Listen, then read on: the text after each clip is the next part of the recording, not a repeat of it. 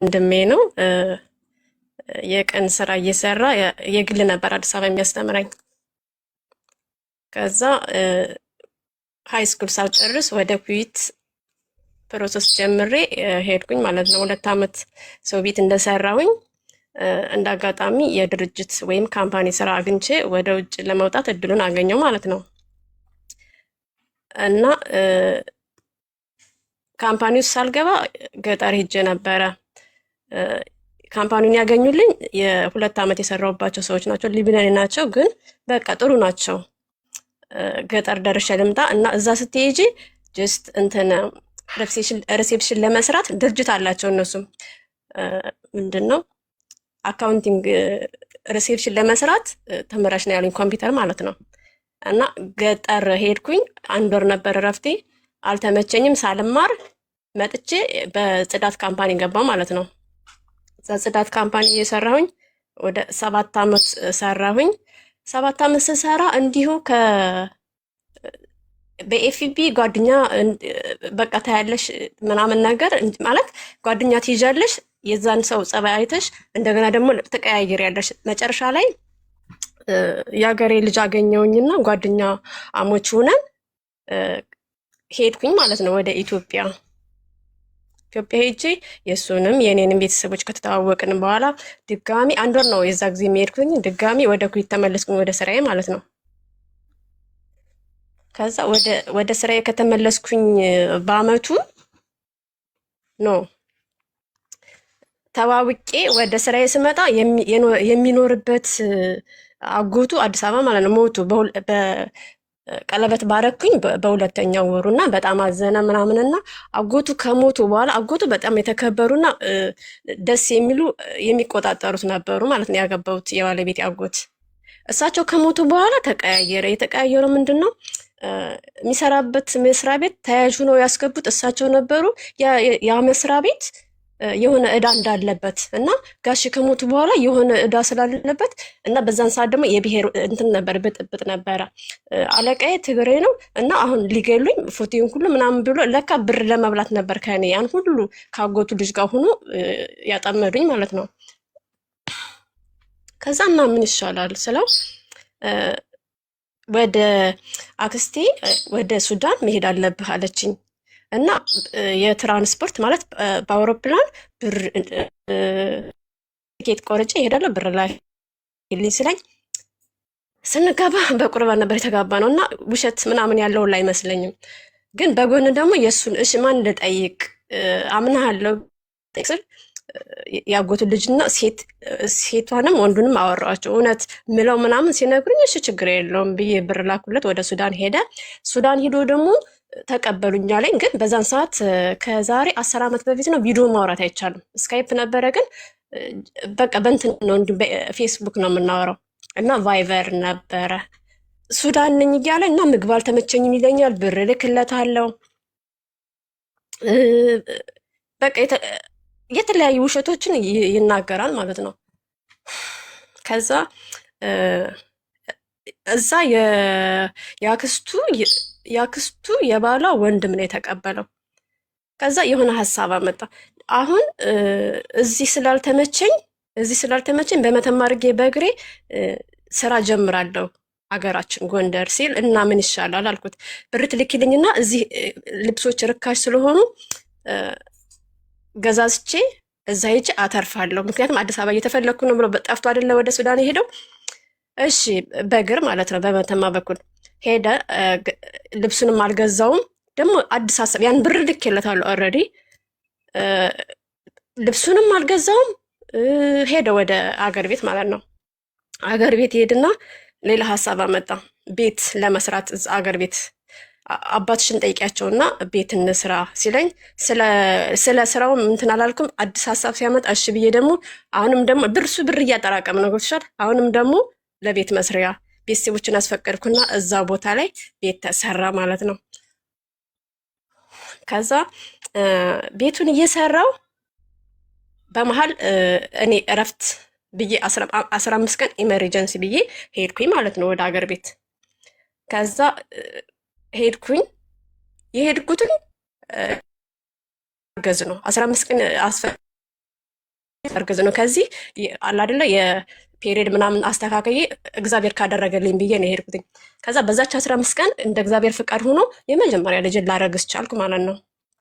ከዛ እግዚአብሔር ይመስገን በ15 ቀኑን ጨርሼ መጣሁኝ። ካምፓኒ ውስጥ ችግር የለውም የጋብቻ ወረቀት ካለሽ መውለድም ይቻላል፣ እንደዚሁም ይቻላል። በቃ ልክ እንደ ሰው ቤት አይደለም። ከዛ እየሰራሁኝ 8 ወር ሞላኝ። ስሰራ የካምፓኒው ስራ 8 ሰዓት እንዳለ ሆኖ ፓርታይም ሁሉ ስራ ነበረ ሰው ቤት።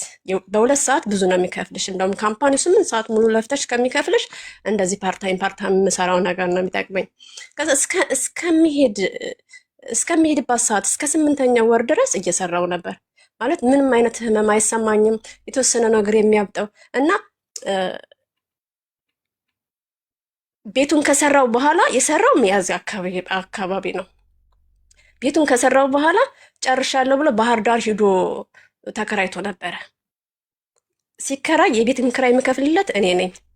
ለካ ባህር ዳር ምንድን ነው የሚባለው? በቃ ከውሽማው ጋር ምናምን ነው የሚኖረው እና የዛችን የውሽማውን ፎቶ እና እየተዝናና ምናምን ሰው ሲልክልኝ እንደዚህ አይነት ችግር አለ ምናምን ስለው በቃ አቋማለሁ ብሎ በመሀላ ነገረኝ ማለት ነው። እሺ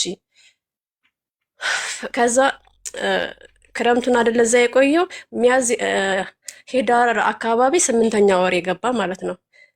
የ4 ወር ቫኬሽን አጽፌ ለመውለድ ወደ ቤተሰብ እዛ ገጠር ሄድኩኝ ማለት ነው። አዲስ አበባ ቦታ አለኝ ቤት አለኝ፣ ግን እሱ እየተፈለግክ ነው ስላለ ጭራሽ የአዲስ አበባውን ኑሮ እኔ ረሳሁት ማለት ነው በሱ ምክንያት።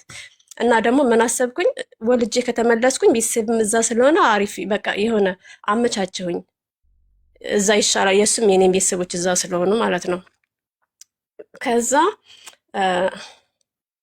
ሄዳር ግማሽ ላይ ገባው አገር ቤት። ጥር 12 ላይ ወለድኩኝ። በዛ መሀል ግን ምንድነው ያደረኩት? ከዛ በፊት ያለውን ብር አልጠየቅኩትም። ማለት እንዲህ በሱዳን ሄዶ ብር ገዝቶ ልብስ ገዝቻለሁ ምናምን ያለውን ሁሉ አልጠየቅኩትም። ዝም ብዬ ነው የምልከው፣ ግን እወዛገባለሁ። እዚህ ጋር ግን በሃይማኖት ውስጥ መዋሸት አለ እንዴ ምናምን እያልኩኝ እንትን አለው። ማለት ብርም አልቸገረኝም፣ እሰራለሁ። ግን በጣም እየበዘበዘኝ እንደሆነ ደግሞ ይሰማኛል። ለመጠየቅ ደግሞ ብዙ ድፍረቱም የለኝም። ምክንያቱም እንዴት በሃይማኖት ውስጥ ይዋሻል? እንደገና ደግሞ ስራ የለውም። በዛ ምክንያት ከሆነ ወደ የተባረረው ከስራው ለምንድን ነው የምናገረው እያልኩኝ በቃ በሼምም ቢሆን ዝም ብያለሁ። መጨረሻ ላይ ልወልድ ሂጄ ያለኝን ብር ደግሞ ድጋሚ ያስገባውለት ማለት ነው። እኔ ከወለድኩኝ የሚደረገውን ነገር አንተ አይደለም የምታደርገው ብዬ ደግሞ ምንም ሳይጫነኝ አስገብቼለት እኔ ምንድነው ባዶ እጄን ቀረው። የቲኬት ምናምን ብቻ ነው ያለኝ። ከዛ ምንም ነገር አልተዘጋጀም ለመውለድ ሲሄድ ምንም ነገር ሁላ የሙቅ እህል ቅቤ ምናምን የሚያስፈልገው ነገሮች ሁሉ የለም። ግን ገጠር ነው፣ ወተት ሊኖር ይችላል ወይ በቃ ብቻ እኔ እንጃ። ብር ከሌለሽ ሁሉም ነገር ዝግትክት ነው የሚለው። ለመውለድ በምንዘጋጅበት ሰዓት ያለውን ይሄን ራሱ ኩትንበር አክስቴ ምንድነው እንደዚህ ደርሶባት ብሩን ስላበደርኳት አሁን ምን ይሻላል ምናምን ነገር አለኝ። አሁንም አልተጫንኩትም። ምክንያቱም የመጀመሪያሽን ሲሆን ትፈሪያለሽ። እንዴት እንደምወልድ ብቻ ነው የማስበው። ከዛ በቃ ያለኝን ብር ወደ 50 ሺህ ብር ነበረ። ትኬት 25 ሺህ ብር ምናምን መሰለኝ በዛን ሰዓት። የትኬት አስቀረውና አውጥቼ በቃ እሺ በዚህ ግዛ ምናምን ነገር አልኩት። ምክንያቱም መከራከር አልፈልግም። ከቤተሰብ መሀል ነው የምኖረው፣ ከእኔ ቤተሰብ ማለት ነው። እንደዚህ ብር ጠፋ ካለ እሱንም እንዲጠሉት አልፈልግም። እኔም በቃ ማለት ታውኩት። በቃ ዝም ብዬ ትቼው ግን ወደ ስራዬ እንድመለስ ነው ራሴን በራሴ ምንም አይነት ጭቅጭቅ ሆነ ምንም አይነት መልስ ይሄ ብርዬ መናገር አልፈለኩም። እሺ ብዬ ያንን ብር አሁንም ድጋሚ ሰጠሁት ማለት ነው እንዲገዛ። ዘይት ሄደ ባህር ዳር ቅቤ ገዝቼ ልምጣለና ያንን ብር ይዞ ለካ ያቺ የቀድሞው ፍቅረኛ የተባለችው በትዳሩ ላይ ማለት ነው ኦልሬዲ በቁርባን አግብቷል። የሄደው እሷ ጋር ነው። እኔ ገና አልወለድኩም፣ ግን ለወድ የሆነ ቀናቶች ናቸው የቀሩኝ። እዛ ሄዶ መጥቶ ቅቤውንም አልገዛውም፣ ብሩን ሁላ አጥፍቶታል። ደግሞ ድጋሚ ማለት ነው ስንቴ እንዳጠፋው ራሱ በቃ ለመቁጠር ራሱ ያዳግተኛል ማርያምን። ከዛ ሲመጣ ምን ነው ስለው አክስቴ ደንበኛዋ አመጣልሃለሁ እያለ ሲዘገይብኝ አሁን ትልክልኛለች በውሽ የታጠረ ነው በቃ ሲል እንዴ በቃ እንትን እያለ እየከፋኝም እያዘንኩም ሲሄድ ይሁን እንትን እንዳይገጥመኝ ፈራውኝና እሺ ብዬ ወለድኩኝ። በመሀል ያቺ ፍቅረኛው ባህር ዳር የነበረችው ሲጫወት አብረው ሲጫወቱ የነበረችው ሴት ሜሴጅ ላከች። ምንድን ላካቸው? የኔ ቆንጆ የኔ ፍቅር የሰሞኑ ጨዋታችን እጅግ በጣም ደስ የሚል ነበር ምናምን ምንድን ይሄ እንዛ ነበርክ ምናምን ስለው በቃ የሌለ ማለት እንትን አለ ማለት ነው። ለመጣላት ምናምን ሲል እሽሽሽ ብላም ብዬ ዝም አስባልኩት። ምክንያቱም እዛ ከተበጣበጥኩኝ መልካም አይሆንም እና ደግሞ ቶሎ ወልጄ በፍቅር ልጄን አስረክቤ መውጣት ብቻ ነው የምፈልገው። በቃ ጥፋት እንዳለ ዱርም ገብቶኛል፣ ግን ይሄ የመጨረሻው ነው። ከዛ ወለድኩኝ። የጠር ሚካኤል ነበር የወለድኩትኝ። እናቱን ማለት ነው እንደ እናቴ እናት የለኝም፣ እንደ እናቴ ነው የምወዳት። ለአባቴ ቤት ስሰራ እንኳን ለእሷም ሰራውኝ፣ አባቴን ሳቆርብ እንኳን ለአንተም እያልኩ ምንም የማሰባጥረው ነገር የለም። እኔ በተፈጥሮ ማለት የሆነ የዋህ የሚባል ሰው የለም። የዋህነት ማለት ጅልነት አይደለም። ያለሽን ካደረግሽ ማድረግና ምንድነው ማበላለጥና እንትን ማለት አልወድም እና አሁንም እናቱ እንድትመጣ አረኳት ማለት ነው። ከወለድኩ በኋላ እናትህን ጥራት፣ እሺ ታቴ ነው የሚባለው በእኛ ጋር። ታቴን ጥራትና መታ ልክ እንደ እናቴ ልጅ እንደዚህ እንደዚህ አድርጋ ትቼው መሄድ ያሰብኩት ለእሷ ነው። እናስበልኝ ማለት ነው። መጣች። ከዛ የጠር ሚካኤሉ ልጅ በሰባተኛው ቀን ነው ምናምን መታ ደስ የሚል በቃ ልጅ ተወለደልኝ ምናምን በሚለው ደስ የሚል እንትን አሳይታን። እኔ ስለምናደድ ምግብ አልበላም። እንደገና ደግሞ በግ ቤተሰብ ነው ያረደው። እንዴት እኔ ትናንት መጥቼ ዛሬ ቤተሰብ እስከ ወንድሜ ነው ያረደው እና ቤተሰብ እስከሚረዳኝ ምናምን እያልኩ እናደዳለሁ። ብለው እንትን ሲሉኝ ራሱ ለመብላት አቅም እንትን ያንሰኛል። በቃ እናደዳለሁ። በቃ ቀኑ መቼ ነው አሁን ልጄ እንደዚህ እንደዚህ ሁኜ ወደዛ የሚሄድበት ቀን ምናምን እያልኩ አስባለሁ። ከዛ መጨረሻ ላይ ሳይሆን በሁለት በሰባት ቀን ላይ የመጣችው 3 ቀን ወይ 4 ቀን ነው የቆየችው። ነገር በቃ በዛ በአገረኛ ነገር ምናምን ትበላለች። ልጁ ባለቤቴ ማለት ነው ፍርፍርም ሰራ ምንም ሰራ ይችልበታል። ከዛ በዛ ሀገር ደግሞ ወንድ ልጅ መስራት ነውር አድርገው ስለሚያስቡት ትናገረዋለች። ስትናገረው እሱም እየተቀየረ መጣ ምናምን እዛ በቃ ማለት ይነግረኛል። እናቴ ትቆጣለች። የምሰራለሽን ነገር እንደገና ደግሞ እኔ እዛ ቤት የአባቴ ቤት አጠገቡ ነው። እዛ ቤት ሰራውና ለእህቴ እልክልሻለሁ ምናምን ይላል። መጨረሻ ላይ አልበላም እያልኩ ስመልስ ምን ትለዋለች? ይሄ ልጅ ሊሞትብህ ነው። አልበላም ካለች ልጁ ጡት ካልጠባ ወተትና በቃ አልጫ ነገር ወይ ዳቦ ነገር ነው የምበላው፣ ልጁ ይሞታል ምናምን ስትለው በግድ ማልፈልገው ምግብ አምጥቶ ልክ በእንትን ማለት ነው በቁጥ አሁን ይህን ትበያለሽ ምናምን ብሎ ለመማታት ሲል ትዕግስት ካለቀ ነገረኛ በሚባል እንትን አልመለስም ከቻልኩ በኋላ ነው ማለት ነው። እንዴት የማልፈልገውን ነገር እበላለሁ ምን ማለት ነው ስለው በቃ ማለት ኃይል ተጠቀመና መታኝ ማለት ነው። በወለድኩ በ10ኛው ቀን ደግሞ ማን ነው የጠር ማርያም ነው 21 ነች። ከናዝሬት የወንድሜ ሚስትም ለማየት መታለች። መንገዷት እንዴት ነፍሰ ጥሩ ሆነሽ ከዚህ ድረስ ትመጫለሽ? አረቂ እየጠጣሽ መጣሽ ያን ሁላ መንገድ ምናምን ያለች ከመጣሽ ገና 2 ቀኗ ነው። እሷን ገና አየሩን ማላመድ አለብን እንኳን ተጫጩ እፍና አርጌ በአራስ ቤት ሲመታኝ ዝም ብዬ ደም ባፌ ባፍንጫ እየወጣ ማለት ነውና ምን ውስጥ ነው የገባሁትኝ? በቃ ምን ነው ባለወልድ ራሱ ያልኩበት ሰዓት በዛን ሰዓት ነው። ከዛ ወዳው ማለት ነው ዝም አልኩኝ። ምንም ሳላለቀ ዝም ስለው እሱ ደግሞ እንዴት ዝም አልሽ? የሆነ በቃ መጨቃጨቅ እንዲህ አድርጋ ምናምን ነው መሰል የሚፈልገው። ዝም አልኩኝና እዛው ልጅን አጥብቼ ምናምን ተኛሁኝ። መጨረሻ ላይ ማታውኑ ይቅርታ። ለምን ይቅርታ ትላለህ? የሰው ልጅ በዚህ ደረጃ ከጎዳ በኋላ ማለት እኔ ነፍሰ ጡር ነው እንኳን እንዴት እንደሚንከባከቡ እንደገና ደግሞ ያለኝ ቅርበት ማለት አውቃለሁ። ባልወልድም ምን ባልንም ከብዙ ሰዎች ጋር ቀርባት አለኝ። እንዴ በዚህ ደረጃ ነው እንዴ ትዳር ወይ መውለድ? አንድ ሰው ልጅ ሲወለድለት ግንባር ምናምን ነው እንጂ የሚሳማ እንደዚህ ጎርተኝ ይቅርታ ትላለህ እንዴ? ለማንኛውም አሁን ቤተሰቦች እንዳይረበሹ ነገ እንነጋገራለን። ያደረከውን ነገር በግልጽ ትነግረኛለህ። የዚህን ያክል እንደዚህ በቃ ከብር ጀምሮን ያልጠየቅኩም፣ ግን በአካሌ ወይ በእንደዚህ የምትጎዳኝ ከሆነ ችግር የለውም ነገ ነው የምንነጋገረው። አሁን የወንድሜ ልጆችም ወይ ወንድሜ የሚስተረበሽብኛለች ይቅርታ ስለው እናቴ ናት እንደዚህ እንደዚህ ብላ የመከረችኝ። እስካሁኑ ድረስ በእንትን ነው የሚመራው። በነገራችን ላይ የሆነ ሰው የሚመክረው ሰው አለ አይደል? ልክ በሪሞት ነው የሚንቀሳቀሰው ማለት ነው። እናቴ ሲለኝ ለእናቱ አደረግኩ አይባልም እንጂ ያደረግኩላትን ነገር ተናግሬያለሁ። ከቤት ጀምሮ ከአባቴ አንድም ነገር አስበልጫት አላውቅም። ከዛ እናቴ ሲል በጣም የሆነ ለሰው ያለኝ አክብሮት ወዲያውኑ የተንሸራተተው። እንዴት እናት በዛን ደረጃ እየወደደችኝ፣ ስም የራሱ የሆነ አሁን ጠፋብኝ ስለጠላቸው እንጂ የምራት ስም ደስ የሚል ስም፣ እንደገና አራስ ልጅን ስትወድልኝ እንዴት ደስ እንዳለኝ እናቴ የተነሳች ሁላ ነው የመሰለኝ ማርያምን።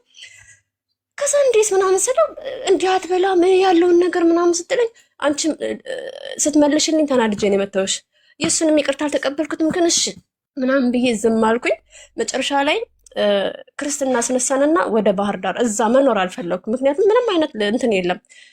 ገና ደግሞ 2 ወር ነው የጨረስኩኝ። 2 ወር ገና አረፍታለኝ ማለት ነው ለመመለስ። ወደ ባህር ዳር ሄጄ የእህቱን ልጅ ያዝንና ላለማምዳት ማለት ነው። ባህር ዳር ቤት ተከራይቼ ከሱ ጋር ከእህቱ ልጅ ጋር አድርጌ ለመምጣት ደግሞ አሰብኩኝ። ምክንያቱም እናቱ እዚህ ጋር ጥፋት አጠፋች፣ እዚሁ እያለው ጥፋት ካጠፋች ልጄን ነገ የምትንከባከበው ነገር በቃ በአንዴ ሀሳቤን ቀየርኩ ማለት ነው።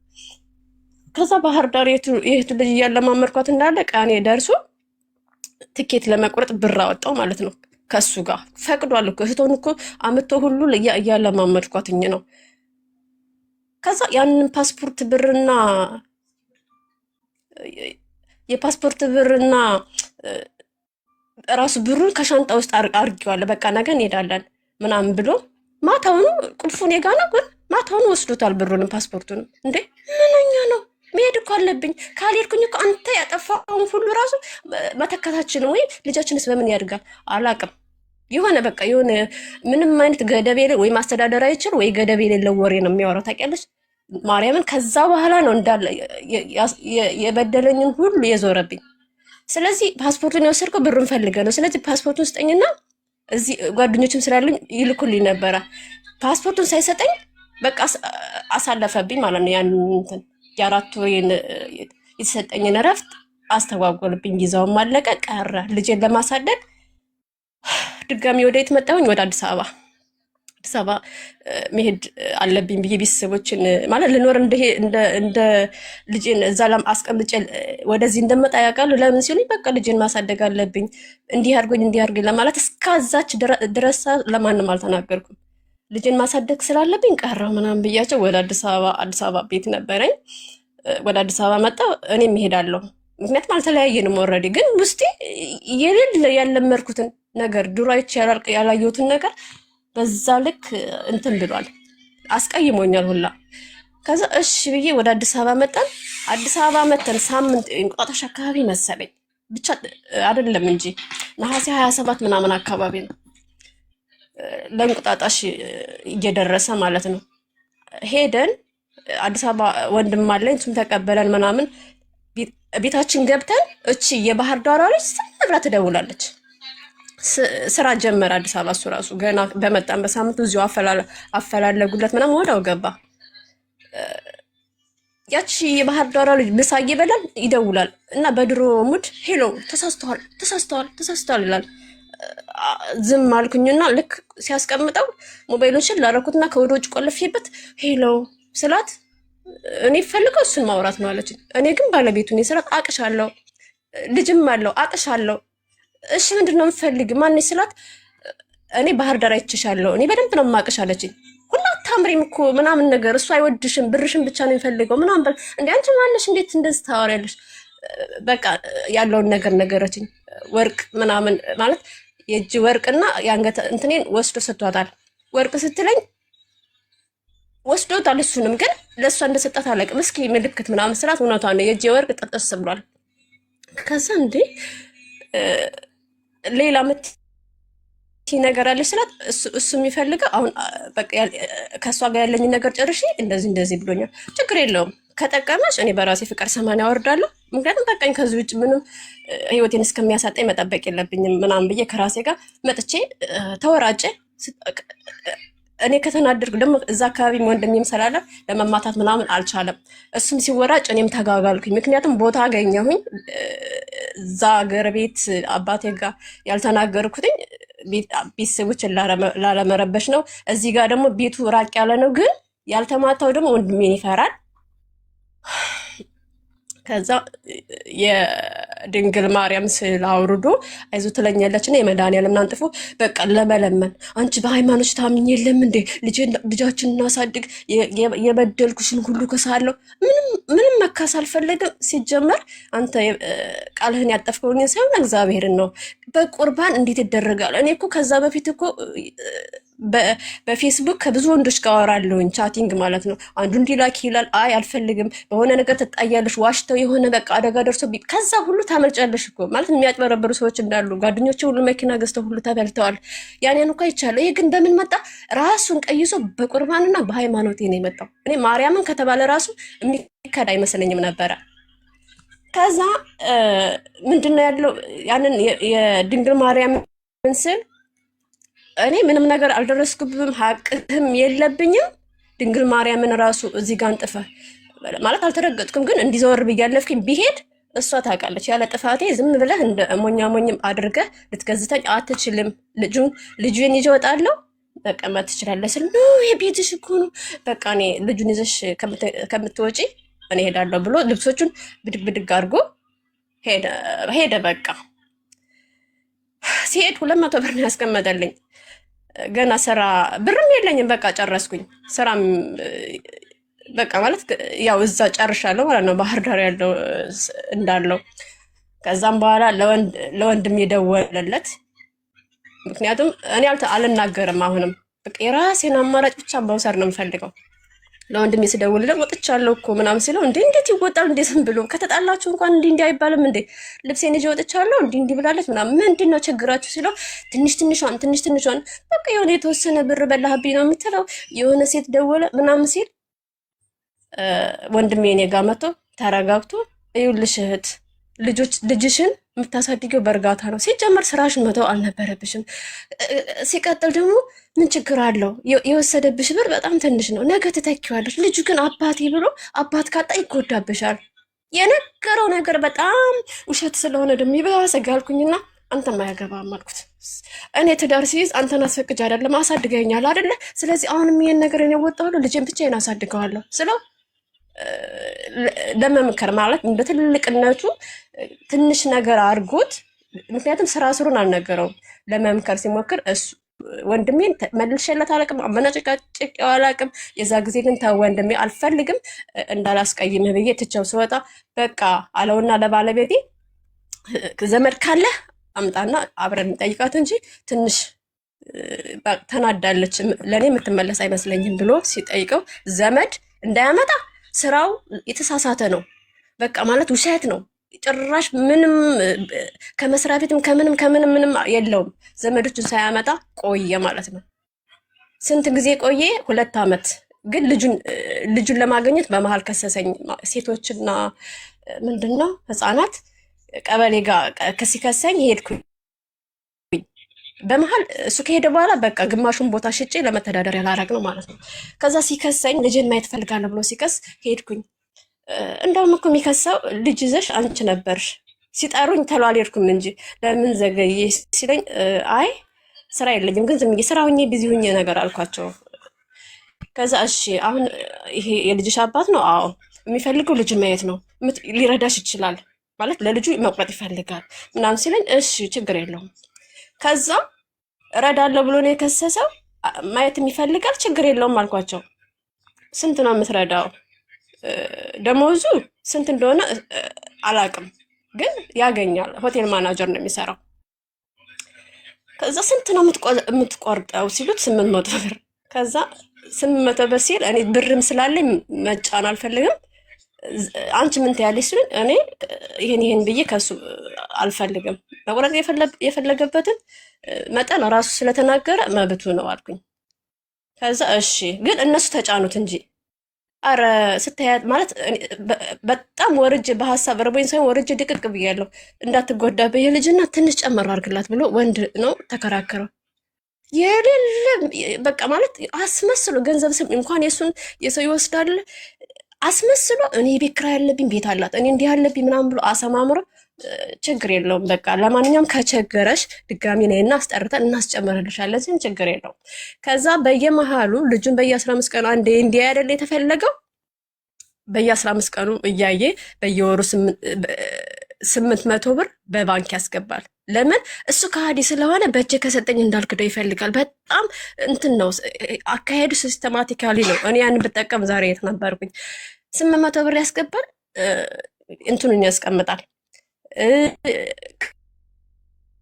ከዛ ልጁን የሆነ ቦታ የአንድ ታክሲ የአንድ ባጃጅ መንገድ ወስጄ አሳየዋለሁ። ጁስ እስከሚጠጡ እኔ እንዲህ ዞር ዞር ብዬ ዕቃ ገዝቼ እመለሳለሁ። ሲጨርስ ልጁን ያቀብለኛል፣ ወደ ቤት ይመለሳለሁ። ከዛ 2 ዓመት ሊሞላው ሲል መደዋወል ጀመርን። በቃ እኔ ሁለተኛ ልጅ መድገም ፈለግኩኝ በራሴ ማለት ነው። ከዛ እንታረቅና 80 አውርጃለሁ እንታረቅና እንኖር ሲለኝ እንጂ ዝም ብለን እንደዚህ እናውራ። ምክንያቱም በፊትም ሳላቅ ስላገባው አሁን ዝም ብለን አንተ አሁን ከተመለስክ ማወቅ እፈልጋለሁ አልኩት። ግን ማርያምን ነው የምልሽ አብሮ መኖር አልፈልግም። ሁለተኛ ልጅ ግን እንዴት እንደምወድ እያሰብኩት ነበረ። ከአንድ ሰው ነው ደግሞ የመጀመሪያ ኮመንቴ ስንተዋወቅ እኔ ከአንድ ሰው ነው መውለድ የምፈልገው። ምክንያቱም እኛ 10 ነን። ቤተሰቦቼ ሲፋቱም ሲጣሉም አይቻላቅም እና እኔን የሚያነሱኝ ራሱ ወንድሞቼ ናቸው። ገብቶሻል? ከአንድ ሰው ነው የምፈልገው ብየዋለሁኝ። ከዛ እየተደዋወልን እንዳለ የካቲት ልጅ 2 ዓመት እንደሞላው የሆነ ሰዓት ላይ እና አልኩት ቤት መጣ። እሱ ከዛ በፊት ከመገናኘታችን በፊት እንፈራረም እያለኝ ነበረ። ችግር የለውም መፈራረም እኮ ይደርሳል። እኔ እናንተ ደግሞ አዲስ እንትኖች አይደለን ወይ ሴት ናት እኮ ሳንፈራረም አንገናኝም የምትለው። ስለዚህ ምን አስፈራህ ምናምን ብዬ እንደዚህ የሴት እንትን አለ አይደለ ፔሪየድ አስተካክዬ በአንድ ቀን 1 ሰዓት ራሱ ምክንያቱም አልወደውም፣ ግን ለልጄ ወንድ እፈልጋለሁ። በ1 ሰዓት ባልሞላ ውስጥ አረገዝኩኝ ማለት ነው ሁለተኛ ልጄን። ከዛ አባቴ መጡ። አባቴ ሲመጡ በቃ አሁን አባባ ስለመጡ ሌላ ሰው የኔንም ሰው ላምጣና እንታረቅ ሲለኝ አባባንም ያንተን ቤተሰቦችን አታስገባ ካስታወስክ እኔ እናንተ ብቻ ነን ተጋባ ነው። ሁለተኛ ሲቀጥል ደግሞ እኮ እኔ ያወኩህ አሁን ማወቅ ነው በቃ እኔ ያወኩህ እንደምትንሸራተት። ስለዚህ እነሱን ለምንድን ነው በእኛ ውስጥ የምናስገባቸው? ራሴ በቃ የምፈልገውን ነጥብ እስከምደርስ ድረስ እንዲሁ በጓደኝነት እንሁን አልኩት። አንተም ልጅን እየረዳህ ምናምን አልኩት። አሁንም ጓደኛው የሆንኩ መስሎት በቃ እንደዋወላለን። መጥቶ አባባን ይጠይቃል ምናምን። አባባ 15 ቀን ቆዩ ማለት ነው። ሊጠይቁን መጥተው ነበር። ወደ ገጠር ሊሄዱ ሲሉ አልነገርኳቸውም አብሬያቸው እንደሚሄድ ሳይ በዛ 15 ቀን ውስጥ የሆነ ነገር አየሁኝ። ድጋሚ አልተገናኘንም ከዛች ከ1 ሰዓቷ ውስጥ ማለት ነው። ከዛ ነፍሰ ጡር እንደሆንኩ ገባኝና በቃ አባባ አብሬዎት እሄዳለሁ። አንቱ ነው የምላቸው፣ መለኩሴ ናቸው አባቴ እግዚአብሔር ይመስገን። አብሬዎት ነው የሚሄድ ምናምን ስል ወደዛ ሀገር እንደማልመለስ ያውቃሉ ወንድሞች ራሱ። እንዴት በድንገት ይላሉ ሁሉም። አይ እሄዳለሁ፣ ምን ችግር አለው፣ ልጄም አድጓል፣ እዛ ሀገር ቤተሰቤን እህቴ ምናምን አይቼ እመጣለሁ ብዬ አሳመንኳቸውኝና እሱም እንዴት በድንገት ምናምን ነገር አለኝ። ምን ችግር አለ፣ ወደ ሀገር ሲሄድ እኮ እንደዚህ ነው የሚታሰበው ምናምን ብዬ ሄድኩኝ። ከአባባ ጋር እንደ ሄድኩኝ መጋቢት 12 አካባቢ አወቅኩኝ፣ ቼክ አፕ አደረኩኝ ነፍሰ ጡር መሆኔን። እና እኔ ብር የለኝም ማለት ሀብት እንደ ድሮ ልጅ የሚያስብል ብር አይደለም ያለኝ፣ ግን ለልጄ ወንድም እንዲኖረው እፈልጋለሁ። እንደምንም ብዬ ደወልኩለትኝ። አዲስ አበባ ነው ያለው አይደል? ሄሎ ቤሎ፣ አቤት። ሁለተኛ ልጄን አረገዝኩ። ከማ ደነገጠ። ልጅ አይፈልግም፣ የሚፈልገው በቃ የሆነ ሰዓት ምናምን ነገር ነው፣ እንዲህ መጨናነቅ ምናምን አይፈልግም። ከዛ ከማ ሲል ለማንኛውም አሁን 1 ወሬ ነው አስበው አልኩት። እገልሻለሁ ሲይት ቦታ ስለራቅሽ አይደለም፣ እዛ በእንትና ነው ማስገድልሽ። ደስ ይለኛል፣ ምንም ችግር የለውም። ልጁን ግን አደራሽ ከገደልከኝ ምናምን እያልኩኝ እንትን አልኩኝ። ከዛ ምን ይልክብኛል ወንድሞችን፣ 4 ወንድሞቼ እንዴ በጣም ገረማቸው። እንዴት አልታረቅም ብለሽ እንደዛ በድሎሽ ምናምን ሲሉኝ፣ እኔ እኮ ከሱ ጋር አይደለም የታረኩት፣ እዚህ ጋር ለልጄ ወንድም ስለሚያስፈልገው የፈለኩትን ነገር ማድረግ እኔ ነኝ የምወስነው ምናምን ብዬ መለስኳቸው። ታላላቆቼ ናቸው፣ በጣም ነው ማከብራቸው። ከዛ ዝም አሉ። ልክ እንደ ታናሽ ያም ይደውልና 4 ወንድም ይደውሉና እኔ ከአንድ አባት የሚለውን ነበር እኔ አበሬ አለመኖሬን ነው እንጂ የሚጎዳው ለልጄ ምንም አይነት ችግር አያመጣም።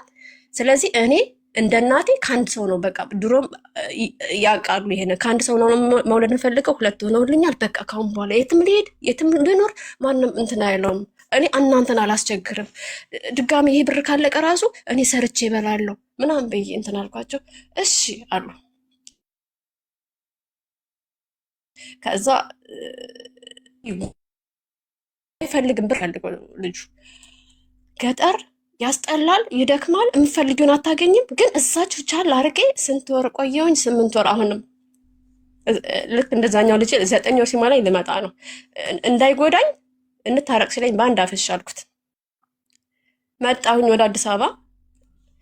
ስመጣ የእሱን 2 ሰው ከእኔ ምናምን የነፍስ አባት አድርገን ሽምግልና አድርገን ታታረቀን። እዛ ቤት እኔ ቤት እየኖርን እንዳለ ወለድኩኝ። በወር በመጣ በወር በቃ ወር በ8ኛ ወሬ ነው፣ ግን ህዳር 5 ነው የወለድኩት።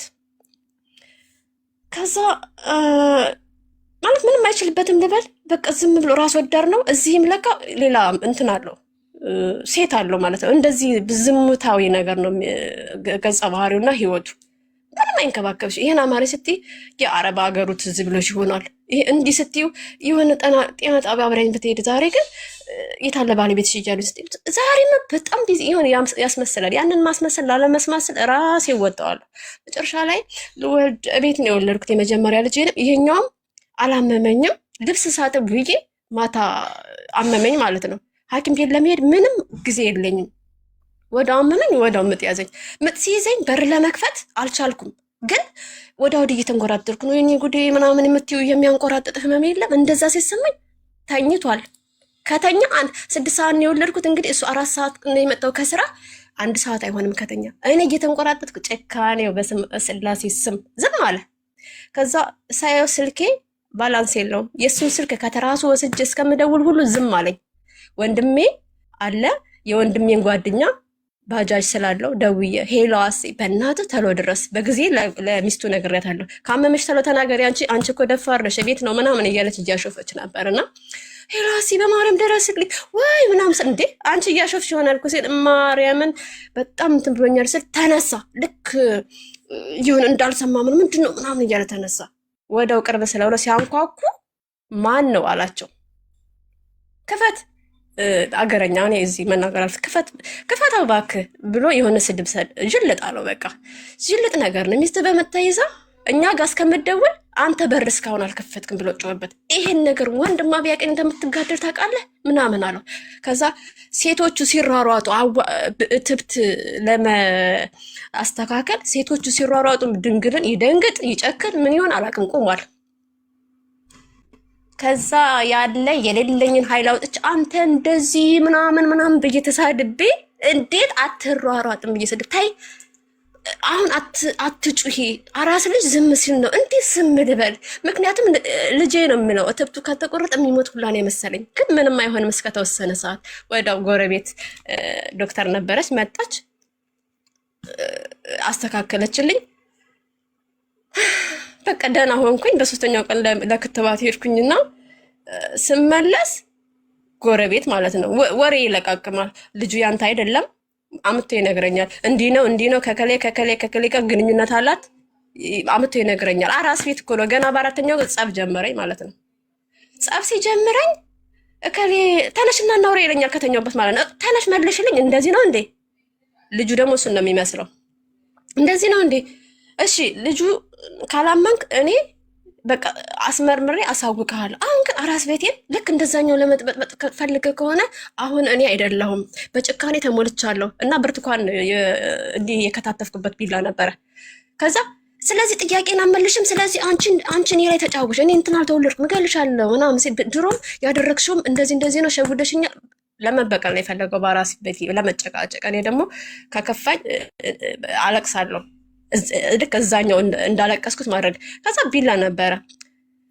አሁን አልኩት የአሁኑን አይደለም ድሮ ትልቁ ልጅ ራሱ የመታኝ እንደም እኔ አሁን ነው ማፈሰው። አይደለም እዚህ ኢትዮጵያ ውስጥ እኔ በአረብ ሀገር በወረቀት ኑሮ ያለው ማንም አላስለቅሰኝም። ሲጀምር ማርያምን አንድ ቀን አልቅሼ አላውቅም። አሁን ድምፄን ከሰሙ የፎቶን ካዩ ያቁኛል። ኩይት አንድ ቀን እንድች አልቅሼ አላውቅም። ከዛ ስለው ፈራ፣ ድፍረት የለውም ምንም። በቃ ቢላን ስጭልት መቼ ነው አደርገዋለሁ። ምንም ችግር የለብኝም። አፈለገ ልጆቼን መንግስት ይረከበኛል እንጂ አስበኸዋል? ህይወቴን አመሰቃቅር። ጭራሽ ያችን ቀለድ ደግማ ትፈልጋለህ? ወንድ ልጅ የሚያደርገው አባት የሚያደርገው ወንድ ልጅ ሲወለድ ግንባር ነው እንጂ የሚስመው ግንባሬ ልትለኝ ትፈልጋለህ? ከሸሸ እንደ ሴት ሸሸ ማለት ይቻላል። ከዛ ሂዶ አሰማመራቸውና ለጎረቤት ለቄስ ምናምን ኧረ እንደዚህ ተጣልተናል ብሎ ደግሞ ሲችልበት ያለቅሳል። እኔ ኩላ ርሳት ልክሳት እኔ ደግሞ ማዋሸት አልችልም። ሲጀመር እንደዚህ ቢላ አንስተሻል ሲሉኝ አዎ እንደዚህ ነበር እንደዚህ ሲለኝ አዎ ታረጊው ነበር አደርገዋለሁ። ምክንያቱም ባላደርገው እንኳን ለነገ እንዲፈራኝ እፈልጋለሁ። ታውቂያለሽ። ከዛ ልታረጊው ነበር አዎ አደርገዋለሁኝ። በዛ በቃ ኃይለኛ ምናምን በሚል ሁላ ራሱ ሰፈር ስም ወጣልኝ ማለት ነው። ከዛ እንደዛ ብሎ 3 ወር ነው መሰለኝ የቆየው እኔ ጋ። በመሀል ምን አገኛለሁ መሰለሽ? የታሰረ ብር ማለት ትንሽ በቃ ቁመናው ምናምን ያምራል፣ ሴት ይፈልገዋል። እሱም ደግሞ ለሴት ራሱን ያመቻቸው ወንድ ነው። ብር ይቀበላል ከሴት፣ እንደዛ መዝናናት ነው የሚፈልገው። የሆነ በቃ ከሴቶች ይቀበላል መዝናናት ራሱን እና የታሰረ ብር ይሆን 5000 ብር ምናምን ይሆናል። ሳገኝ እንዲህ አንዳንዴ ባንክ አስገባ ተብዬ ፋይናንስ ምናምን ሂጅ እያለ ያወራል። ምናልባት የመስሪያ ቤት ብር ይሆን እንዴ ምናምን ብዬ 200 ብር አነሳው። እሱን ሳነሳውም አልጠየቀኝም እንደነገ። ግን ማታ ሲመጣም ስፈትሸው ብሩ ተንሸራቶ ተጠቅሞበታል። በቃ የመስሪያ ቤት አይደለም ብዬ አሁንም ብር አነሳውኝ። ስንት እንዳነሳው አላውቅም። መጨረሻ ላይ ጠየቅኩት። እንደዚህ አይነት ብር አልጠፋህም ስለው ስለማይቆጥረው ዝም ብሎ ስለሚያወጣ አልጠፋውም። ከዛ እንዴ ምናምን ብሎ ሲሸውድ እሺ ምን እያረክ ነው ማለት የሆነ ነገር ይለኛል። ከዛ በፊት ደግሞ ፈርቶ ነበር። የፈራው ምንድን ነው? የሆነች ሴት ፈልጋኝ አለኝ። ምን አይነት ሴት ማለት እንዳልሰማ ቀድሞ መናገሩ። ምን አይነት ሴት ስለው እዛ እየመጣች ኬካዌ ታረጋለች፣ ማናጀሩን ጥሩልኝ ትልና ለእኔም ታዛለች። ከዛ ከጓደኞች ጋር ተሰብስበን የምታዘው ምግብ እንበላለን። ከዛ መጨረሻ ላይ ስለምፈልግህ እኮ ነው ስለ ትዳር አለኝ ብዬ ስሸሻት በእንደዚህ በጉልበተኛ ታስባረረኛለች፣ ታስፈልገኛለች ምናምን ብሎ እውነቱን ተናገረ። ማለት ትዳር ጋር ነው የማደርሰው ምናምን እያለችው ማለት ነው። ቀድሞ መናገሩ ነው። እና ያንን ከምን አደረስኩ ከበላ ትበላለህ ብዬው ተውኩት ማለት ነው። ከምን አደረስኩ አላልኩት። ከዛ የሆነ ሳል ይሄን ብር አገኘውኝ። ያ እንደዛ ነው እንዴ ያቺ ሴት ናት ስለው አልናገር አለ። መጨረሻ ላይ ለማንኛውም አሁን እኔ ስራ ስለሌለኝ ከእኔ ጋር ሳትደርስ ልክ እንደ ፓርትነር ሆነን አብረን ልጆቻችንን ታሳድጋለህ ወይ ልጆችን ተቀበለኝ ወይ ራስህ እንደለመርከው ከኔ 40 ሜትር ራቅ ስለው እሺ አለኝ። ለጊዜው እሺ ብለኝ፣ ግን ሴቶች ይሳሳቱ የለ የሆነ ሰዓት ራሱ ለመፈልግ ሲል ነው እኔ ህይወቴን እፈልገዋለሁ። አሁን አይደለም ልጆች ትንሽ ገፍተር አድርጌ ትንሽ ሲያድጉ ወደ አረብ ሀገር ሲል በሽተኛ መሆን አልፈልግም፣ ድሃ ሆኛለሁ ምናምን እምቢ አልኩት ማለት ነው። ሲጠናበት ለማሰቃየት ምናምን ሲሞክር ልጁን ትቼ የት ሄድኩኝ? ወንድሞቼ ጋር ተቸገርኩ ብዬ መሄድ አልፈልግም። የእህቴ ልጅ ነበረች፣ የእህቴ ልጅ ጋር ሄድኩኝ። ቤቱን ከወደ ውጭ ቆለፍኩበት። ልጁን አስያዝኩትና መጣ ብዬ ቁልፍ ሳረግበት እንዳይከተለኝ ማለት ነው። ለወንድም የደውሎ ከወደ ውጭ ቆለፈብኝ። ትንሽ ተነጋግረን ነበረ፣ የለችም። ሲደውሉ ማንም ጋር ሲደውሉ የለሁም። እሷንም እንዳትናገሪ ትንሽ እነሱ የሚያስቡ እሱ ይጨናነቂ መካ ምንድን ነው እያደረክ ያለው ወንድሜ ጋርም ትንሽ ተነጋገሩ ምናምን ምናምን ሲል ማለት በቃ ስለማልፈልግ አብሬ መኖር በቃ ሁሉም ይወቅ። መጨረሻ ላይ በቃ ይደነግጣሉ ምናምን ብለ ለወንድሞች ደወልኩላቸው። እሺ በቃ ነይና እናስታርቅሽ፣ ልጁም እኮ እየተቸገረ ነው። ሁለቱም በቃ ሁለት አይደሉ ታናሽና ታላቅ ልጆች እኮ እያለቀሱ ነው። አንደኛ አላስለመሻቸውም ከአንቺ አርቆ መኖር። ስለዚህ ነይ ምናምን ሲለኝ ሂጅ ተታርቀን ግን አሁንም ነገርኩት። አሁንም እኔ እናንተ በምናውቀው አብረን አንተኛም፣ ምክንያቱም አንተ ዘማይ ወንድ ነህ አልኩት። አንተ ዘማይ ወንድ ስለሆን ከእኔ እንዳትቀርብ አለበለዛ ምናምን ስለ አለበለዛ ነገርኩ እኮ በቃ ካሁን በኋላ ራሴን ማስከበረው አንድ እኔ ብቻ ነኝ፣ ማንም አይደለም። ከሌ አይደለም። ብሩን ብትበላ አይዶን ኬር ነገር ይመጣል ብር። አንተ ግን እንደዚህ አይነት ወንድ ስለሆንክ በይፋ ከኔ ጋር መቅረብ የለብንም። ከፈለክ አግባ፣ ከፈለክ እንደዚህ መዘመት ከፈለክ ራስ መሸጥ ከጀመርክ ሲጀመር እኔም ቀለበት ገዝቼ ነው ያገባ ሴት እንደፈታ እኔ ራሴ አይደለው አውቃለሁ። አትሳደቢ ምናምን ስል ነው ራስን ያዋረድከው። ራስን ገንዘብ ነው የምትወደው፣ ገንዘብ እየሸመትክ መኖር ትችላለህ። ግን ከኔ ጋር እንዳትቃምስ ምንም ነገር በቃ ሳንቀራረብ አልቻለም። በቃ ማለት ጭቅጭቅ ሲያመጣ ምናምን ወጥቶ የት ነው የሄደው? እንትን ወይራ ሰፈር ተከራይቷል። ተከራይቶ ሳይሆን ደሞዙን ግማሽ ነው የሚሰጠኝ። በነገራችን ላይ ሆቴል ማናጀር 6,000 ብር ደሞዝ አይደለም ለእኔ 6,000 ብር ይሰጣል። ሲጠራ ግን ደግሞ ወደ 18,000 ብር ነው። ያችን ወይራ ሰፈር ተከራይቶ የሚኖሩትን ልጆች ስሙን መጥቀስ እችላለሁ። ቤት አለና ከሮሚ በርገር ቢጫ ፎቅ የሚባላል ከቢጫ ፎቅ 105 ምናምን እያለ እያሽከረከረ አብረ ተከራይቶ ግን ከኔ ጋር በቃ አኗኗሪ ሆኛለሁ ታውቂያለሽ። ከዛ እዛች ልጅ ጋር ሄዶ ገባ። እንዲህ ይነግሩኛል። ግን በቃ እኔ ስለተውኩት የሆነ የሚፈልግ ሰው ነው አይደል? ለምን በእኔ ላይ ያስገቢኝ ምናምን ብሎ ጭርር የሚል ልጆቼን ብቻ ነው ነበር የምፈልገው። ልጆቼ እየኖርኩ እንዳለ ብሩም እያለቀ ስለሆነ እንጀራ ጀመርኩኝ በኤሌክትሪክ ደሜ ምጥጥ አለና ልጆቹን ያዝልኝ ማለት ለዛው ማለት ነው። እንደዚህ ቦታ ጠብቀኝና ታክሜ እስከምወጣ ልጆቹን ትይዝልኛል ምናምን ነገር አልኩት። ከዛ ጠበቀኝ። እዛ ባጃጅ እየሄድኩና ጠበቀኝ። ልጆቹን ይዞ ሲያየኝ መንቀሳቀስ አልችልም። በቃ አብረን እንሄዳለን አለኝና ሐኪም ቤት ወስዶኝ እኔ የግል ነበር የመንግስት ነበር መታከም የፈለኩት። የግል ወስዶ አሳከመኝ። ግሊኮስ ሁሉ አሰጠኝ። አቅም አንሶ የነበረ በዚህ አጋጣሚ ጥሩነትን ለማናገር ነው። ይህን ነገር ከተጋባን ይችን ነገር አድርጎልኝ እማረሰው ይሄ ብቻ ነው። ግሊኮስ ባይሰጠኝ በጣም እንትን ብዬ ነበር ማለት ሐኪም የተናገረ ነው። ምንም እኮ ደም የለሽም ከየትኛው ከምን ልውሰድ ደም አለኝ። ከዛ እስከ ዛሬም ራሱ ማመሰግነው የዛ ጊዜ በቃ ስለደረሰልኝ ነው። ሁሉ ጊዜም ስጠቃ ወይም ስወድቅ ለቤተሰብ አልናገርም። ምክንያቱም የነበረኝ እነሳለሁ ብለሽ ከወደቅሽ እንዴ ትናንት ነበር አሁን ለምንድን ነው ቤተሰብ ማስቸግረው ብዬ አስባለሁኝ። ከዛም በኋላ ልጄ ስንት ነው አመት ከምናምን ሆነ ሁለተኛው። ሶስተኛው ደግሞ ብቻ የ3 አመት ልዩነት ነው ያላቸው። ከዛ ትምህርት ቤት ገባ ማለት ነው። ሶስተኛ ልጅ ትምህርት ቤት ሲገባ ለአስተማሪዋ ስለ አባቱ ናፍቆት ስለምን ትነግረኛለች። ከዛ አናገረችኝ። ባናገረች ምናምን ስትለኝ እሺ ደስ ይለኛል። ቢኪያስ አባቴ ይላል ሁሉ ጊዜ ምግብ ምን አይደለም የሆነ ነገር ውስጣቸው ሲሆን ማዳመጥ አለብን አይደል? እኛ ወላጆች ስትለኝ አዎ ልክ ነሽ፣ ስለ አባቱ ያስባል። ምንድነው የምታስበው ብዬ በግሉ ሳናግረኝ አባ ይናፍቀኛል ምናምን ያየዋል እኮ ግን ይቆያል። ልጁ እንደሚናፍቅ ስለሚያውቅ እኔ ምንድን ለማመጠው ይቆይ እና ለምን ምንድነው ችግር ስትለኝ ያለው ችግር እንደዚህ ነው። ለልጆቹ ጥሩ ቢሆንም እኔን እየጎዳኝ ስለሆነ መታረቅ አልፈለኩም። ግን ከመከርሽው ቶሎ ቶሎ የማየት እንትኑ ቢኖር አልኳት። ስትጠይቀው መታረቅ ነው የምፈልገው አለ።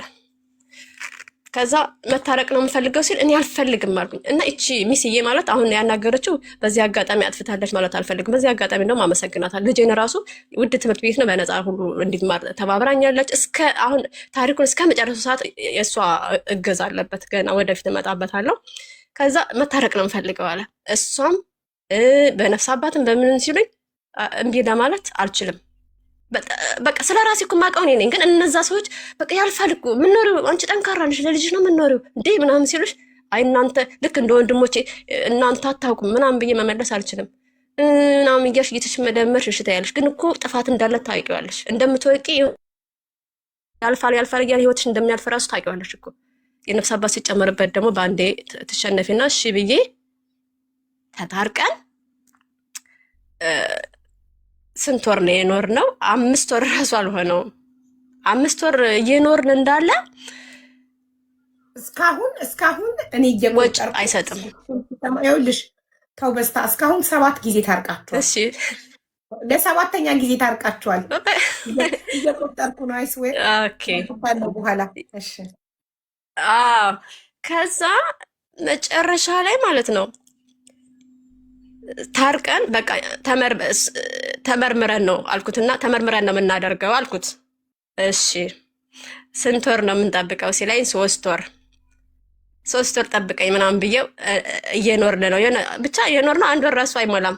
ሄዶ ለሚስዬ ላስታረቀች ሚስዬ እንዴ እኔ ዘመኛ ነኝ ምናምን ብሎ እንትን አላት። ከዛ እና ያለውን ነገር እኮ ትፈራለች ምናምን ስትለው እኔ ሆቴል ስለምሰራ የሆነ ጊዜ ነው የምመረመረው ወረቀት ምናምን አሳየ ሆቴሉ። አሁን ከስንት ጊዜ በኋላ ተመርምሬያለሁ እሱ ከሆነ እንትኗ ይኸው ማሳየት እችላለሁ። ከዛ መከረችኝ። ወንዶች እኮ እንደዚህ ነው አንቺን ቢቀርሽው ሌላ ጋር ሄዳል ያለችው ነገር እውነት ቢሆንም ግን በቃ እኔ እንጃ ብዙ ለልጆቼ ነው እንጂ አልፈልግም ነበር እስከ ወዳኛው ራሱ እሺ ምናምን ብዬ ተዛመደን ማለት ነው። በቃ አደረገን በሚለውን ያዘውና ከዛ በኋላ 5 ወር አልኖርንም። አሁንም በወጪ ቀጣኝ ማለት ነው። በወጪ ሲቀጣኝ ልጄ በ5ኛው ወር ልጄ ከትምህርት ቤት መቅረት ጀመረ። አይደለም እንጂ ወጪ ስለማይሰጠኝ እኔ ስራ ጀመርኩኝ። ስራ ጀምሬ እስከ ጥቅምት እየሰራሁኝ እንዳለ ጥቅምት ላይ አመመኝ። ከዛ ሲያመኝ ደሞዝ ተቀበልኩና ቀረው። ያን ደሞዜን ምን አደረግኩኝ? ስጋ ምተን ነበረ ህዳር አይደለ የጽጌ ጾም፣ እሱን አልከፈለም። ደሞዜን አምጣውኝና ከፈልኩኝ። ከዛ የተረፈኝን ደግሞ ምንድነው ጆንያ ከሰል ገዛሁበት። ብር የለኝም በቃ። ከዛ እሺ ብዬ በቃ አስቤዛ ልጆች ምናምን ትምህርት ቤት አለ ምናምን ብዬ ለመቀበል ስል ተረጋጊ፣ ለመቀበል ስል ጀስት እያጠፋው ነው ብሩን። ገብቶሻል? ወሩ እኮ አለፈ። ወሩ የሚቀበል በ3 ነው፣ የሆነ 7 ሆነ መሰለኝ ቀኑ። እንዴ ምን እያረክ ነው? ልጁ ትምህርት ቤት አልገባም። ከፈለሽ እንደዚህ ሰርተሽ ማለት ስራ እንዳቆም አልፈለገም። እንዴ ደግሞ በጣም ተጎድቼ ነበረ። ከፈለሽ ሰርተሽ ማድረግ ትችላለሽ፣ እንደገና ቃል የገባሽው ደግሞ እኔ እሰራለሁ ብለሻል እና ጀምራለሁ እስከዛ ምናምን ስለው ኧረ ብሎ የሚከራይ ቤት ነበረ እንትኑን ይዞ የሆነ ፍራሽ ይዞ እኛን ትቶን ከታችኛው ቤት ሂዶ ጠዋት ይወጣል፣ ማታ መጥቶ ይተኛል። ልጆቹን ሀየለ ባየለ ምን የለ በቃ ትትዋል አላገንም። እኔም ቸገረኝ፣ ልጅ አልቀረም። የሆነ ሰዓት ላይ ጠዋት አካባቢ ነው በጣም ልንጣላ ነገሩ ሊያበቃ ሲል ጠዋት ሚኪዬ ሂድና አባን ብር ተቀበለው አልኩት። ከዛ በፊት ጎረቤቴ አትጣይ ምሳቃውን ስጭኝና እኔ ምሳቋ አጠርለታለሁ ስትል ሸከከኝ። አይደለም ከጎረቤት እኔ ከወንድሞቼ ራሱ እንደዚህ እርዳታ አልፈልግም። ኦኬ አቴ ከጎረቤት እንኳን ከጎረቤት ከወንድሞቼ ራሱ አልፈልግም። አይ ችግር የለውም የኔ እህት ምናምን ብዬ ልጁን ላኩት። ሄድና አባን ሳይወጣ ብር ስጠኝ በለው። እንዴት የቀረብኩ በብር ምክንያት ነው ሚኪዬ። አንድ ቀን ችግሬን ለልጅ ተናግሬ አላውቅም። ግን በዛ ሰዓት ልጁ ሲያወራ ደስ ይላል። አባ ብር ስጠኝና ትምህርት ቤት መሄድ አለብኝ፣ እማዬ ብር የላትም ምናምን አለው። እንደዛ ሲል ጎረቤት እየሰማ ነው። ዝም አለው። ሲያንኳኳ ዝም አለው። ብር ሲጠይቀው ዝም አለው። በጣም ሲጨናነቅ ልጁ ተው በቃ ሚኪዬና ሲጀመራው ሚስዬ ጋር ደውዬ ነበር ትምህርት የለም ብላለች ልጁ እንዳይጎዳብኝ እና ሲለኝ በቃ ከነገ ወዲያ ምናምን ብላለች ትሄዳለህ አባ እና ጎረቤቶች እና እነሱ የሚሄዱ ሲለኝ አንተ እኮ አሁን ኬጂቱ ነህ፣ ስለዚህ ኬጂቱ ዛሬ የለም እነሱ ኬጂ ሆን አይደሉ፣ ስለዚህ የኔ ውድ ምናምን ብዬ አባብየው ቀረ ማለት ነው። በጣም እንትን አልኩኝ፣ ግን ተናደድኩኝ። ምንድነው ማድረግ ያለብኝ አልኩና የሚተኛበትን ፍራሽ ወደ ላይ ወደ እኔ ያስገባውና ተከራይ እየጠየቀ ነበር። ስልካቸውን ይዤ ነበር። በቃ ንጉብ አልኳቸው። ቤት ኪራይ ተቀብዬ ለልጄ የሆነ አስቤዛ ገዝቼ ማስገባት ፈልጋለሁ። ግን የሆነ ጥላቻ ትልቅ ጥላቻ እንዳለ አውቃለሁ። ምክንያቱም አንድ አላስፈቀድኩትም፣ 2 እቃውን አውጥቼ ስላከራየው፣ አንደኛ ልጁ አሻጥራም ስለሆነ በቃ ነገር መዘዝ እንደሚያመጣ አውቃለሁ። ያን ሁሉ ወጣዋለሁ ብዬ ወደ ብር ተቀበልኳቸውና አስቤዛ ገዝቼ ለነገ እንዲገባ ማለት ነው። ማታ መጣ፣ እነሱ እቃ አስገብተዋል። መጣና በጣም ተወራጭቱ። እኔ ኪችን ነበርኩኝ፣ ስቶቭ ጥጃለሁ። ልጆቹ ደግሞ ቤት ቴሌቪዥን እያዩ ነው።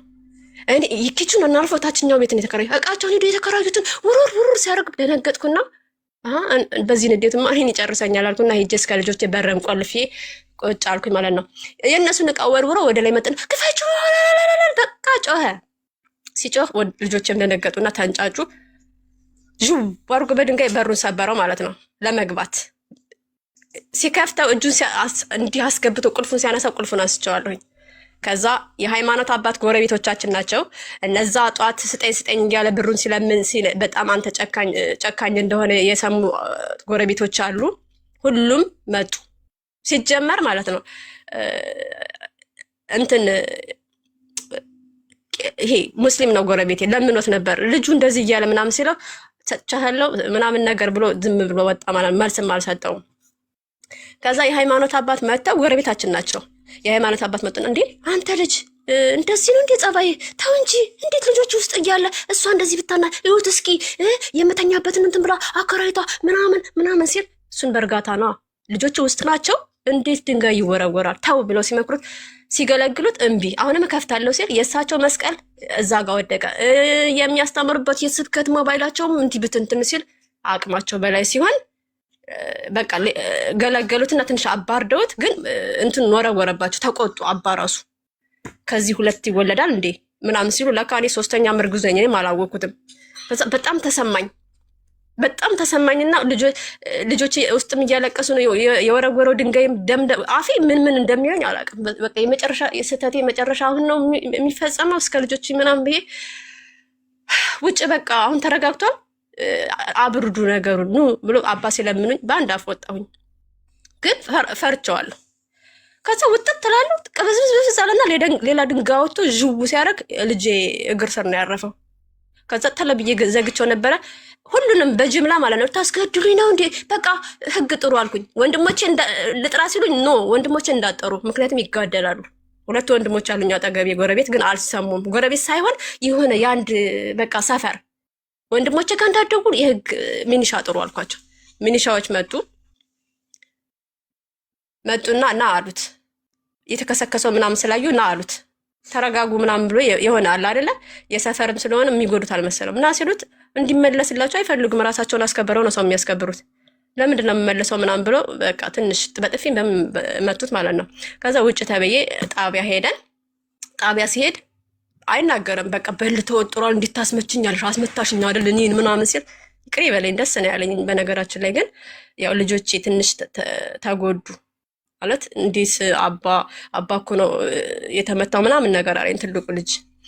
ከዛ ምንድነው ችግርህ ምናምን ሲሉት እንዴት ንቃኝ ነው ወይ እቃውን አውጥታ የምታከራየው? አንተ ወጪ አልሰጠህማ ለምን ትረጋጋ? እንደዚህ የጠየኳት ነገር አለ ወይ በቃ እሷም ነገረኛ ናት። እንደዚህ የሌለ ምክንያት ሲደረድር እንትን ነበር ጨለማ ነበር።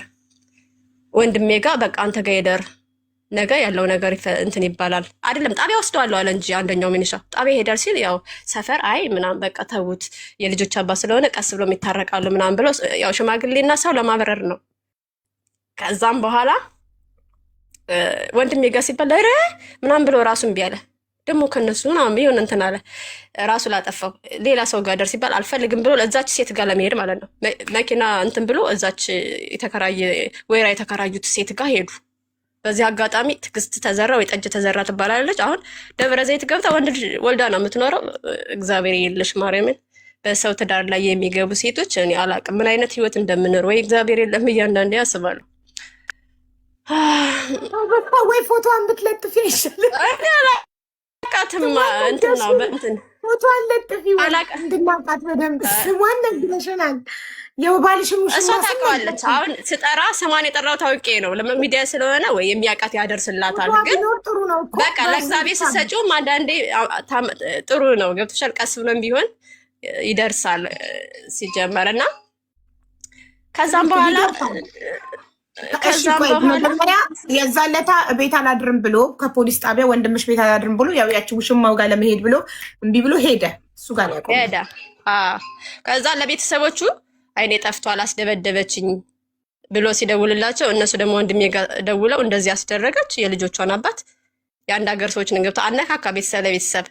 ከዛ አዞረና ወንድሞቿ ናቸው ያስመቱኝ ነው እንጂ ወንድሞቿ ናቸው ያስመቱኝ ሲል ከዛ ወንድሜ እኔ አልደረስኩም እንደውም እኔ ሁሉ ጊዜ ሽማግሌው ላይ የምገኘው እኔ ነኝ ታረቂ እያልኩ የምጫናት እኔ ነበርኩኝ። የደረሰው ነገር ለሞት ያደርሳል ማለት መታረቋ ጥሩ ነገር ቢሆንም ግን እች ልጅ ብትሞት እኔ አልደረስኩላትም ሁላ ማለት እኮ ነው።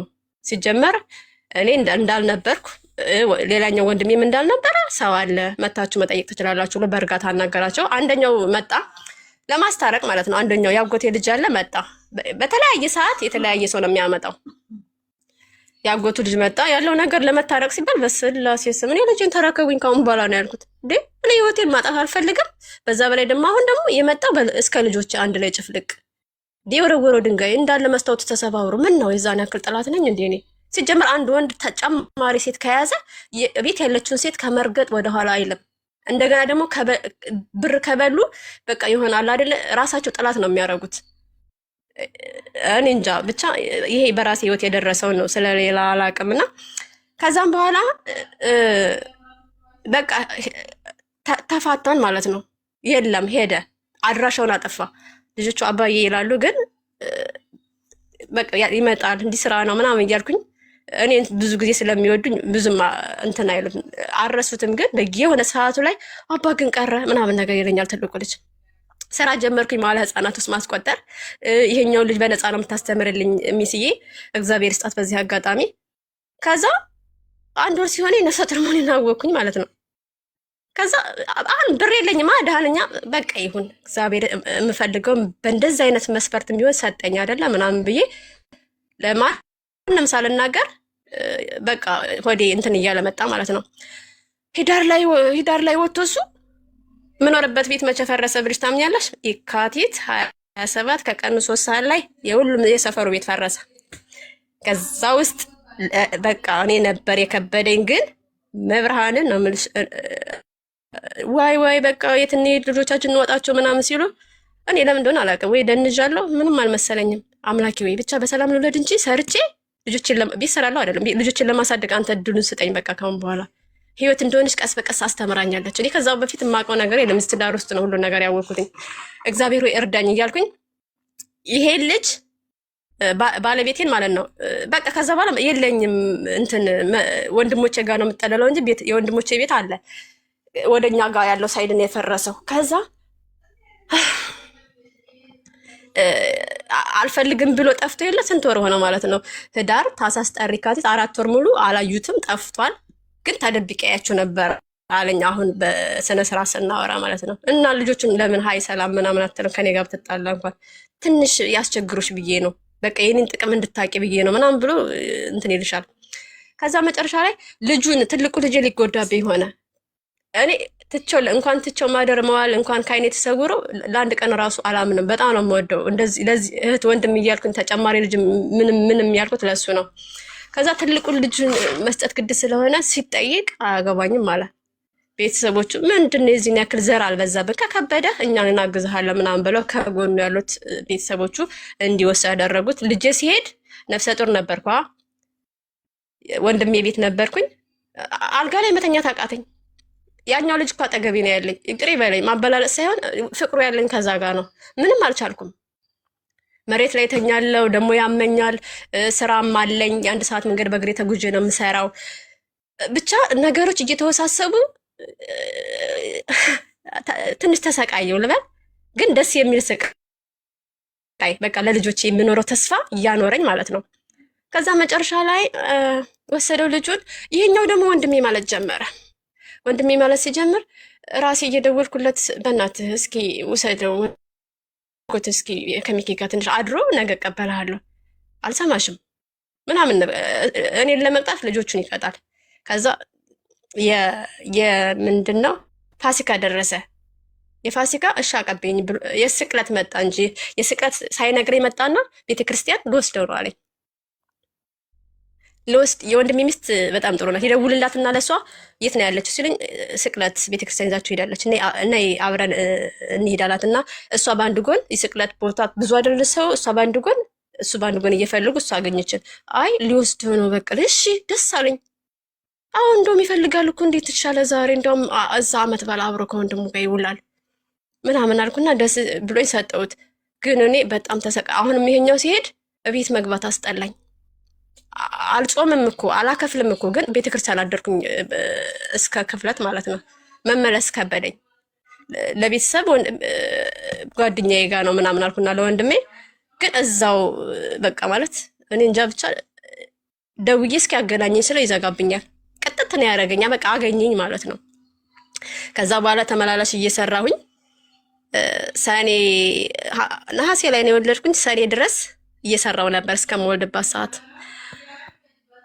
ከዛም በኋላ አለቃዬ እሺ አሁን የት ልትወልጅ ነው ሲለኝ ወንድሞቼ ጋር ተጠግቼ ነው የምወልደው አልኩት። ለምን እሱን አላናገረውም ሲለኝ እሺ አይልህም አልኩት። እስኪ ልሞክር አለኝ። ሙስሊም ነው፣ በጣም ነው የሚረዳኝ። ከደሞዜ ውጭ ራሱ ቲፕ ሱቅ የምፈልጊውን የሚያምርሽ እኔ ባላ ዘንድ ታስጠይቅኛለች፣ የፈለግሽውን ነገር ውሰጅ ይለኛል። ደሞዝ ሳይደርስ ሊቸግር ይችላል እኮ ብሎ ብር ይሰጠኛል። በጣም መልካም አባት ለልጆች በቃ ለልጆቼ መልካም ነገር ማድረግ አንቺ እምቢ ስለው ራሱ ሳይኖረኝ በቃ እምቢ እለዋለሁ። ለልጆቼ ስል ነው የማደርገው ምናምን ይላል። ከዛ አናግረዋለሁ እና ጠራው።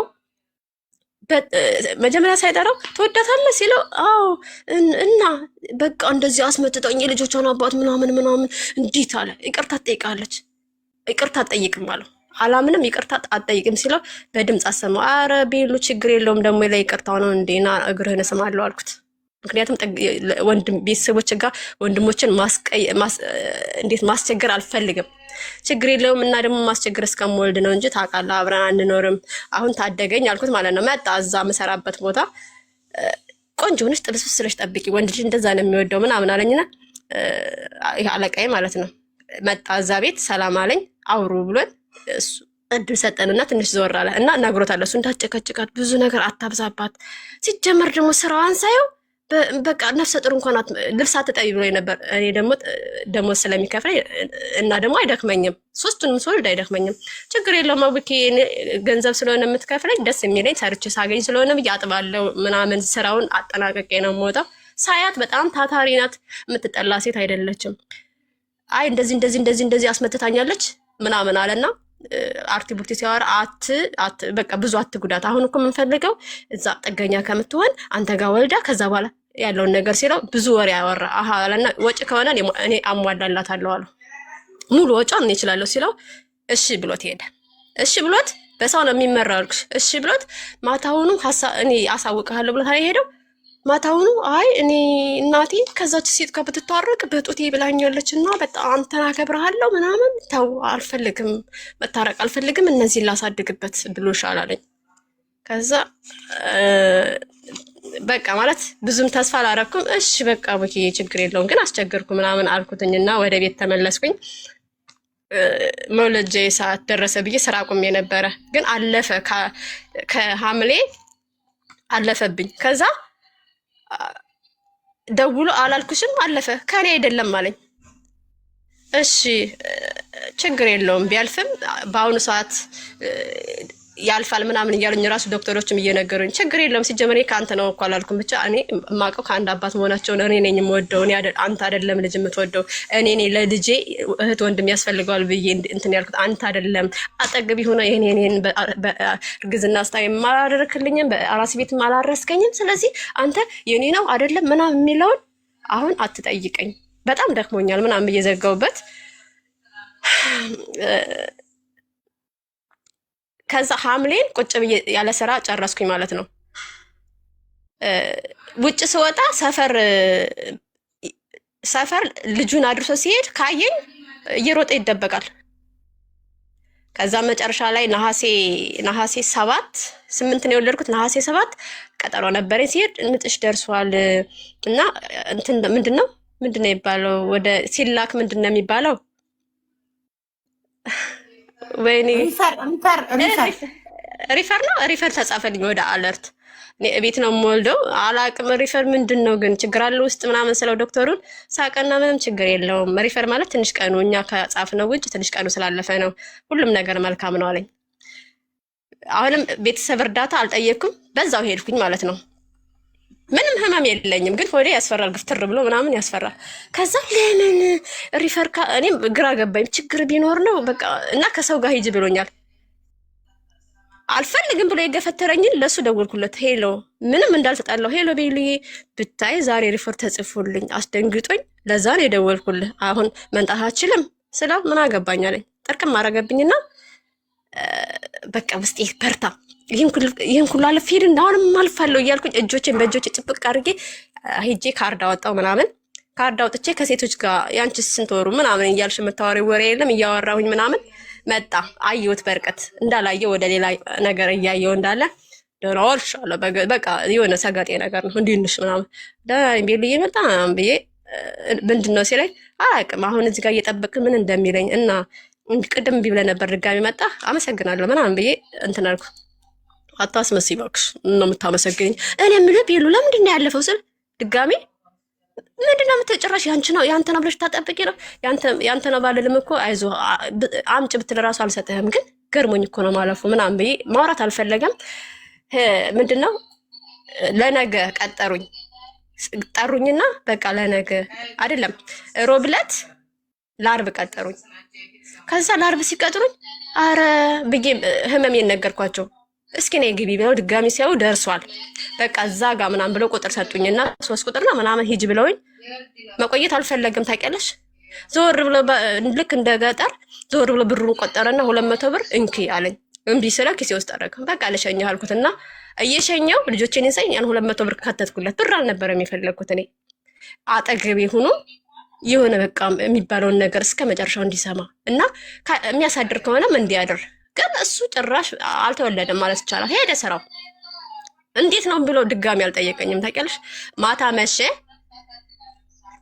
ሰው አጠገብ ሰው የለሽም እንዴ ሰው የለሽም እንዴ ይላል። ለወንድሞች እንዳልደውል በቃ ማለት እኔ እንጃ።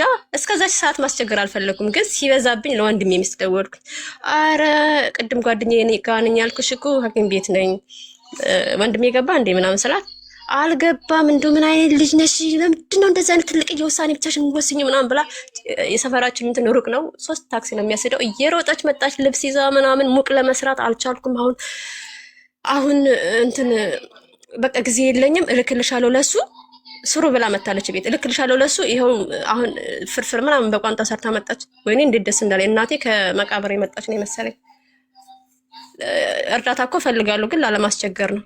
ያንን ፍርፍር እርቦኝ ነበር በልቼ ምናምን እምባነቀኝ ስለደረሰችልኝ ሂጅ በቃ እንዳይመሽብሽ ብዬ ሄደች።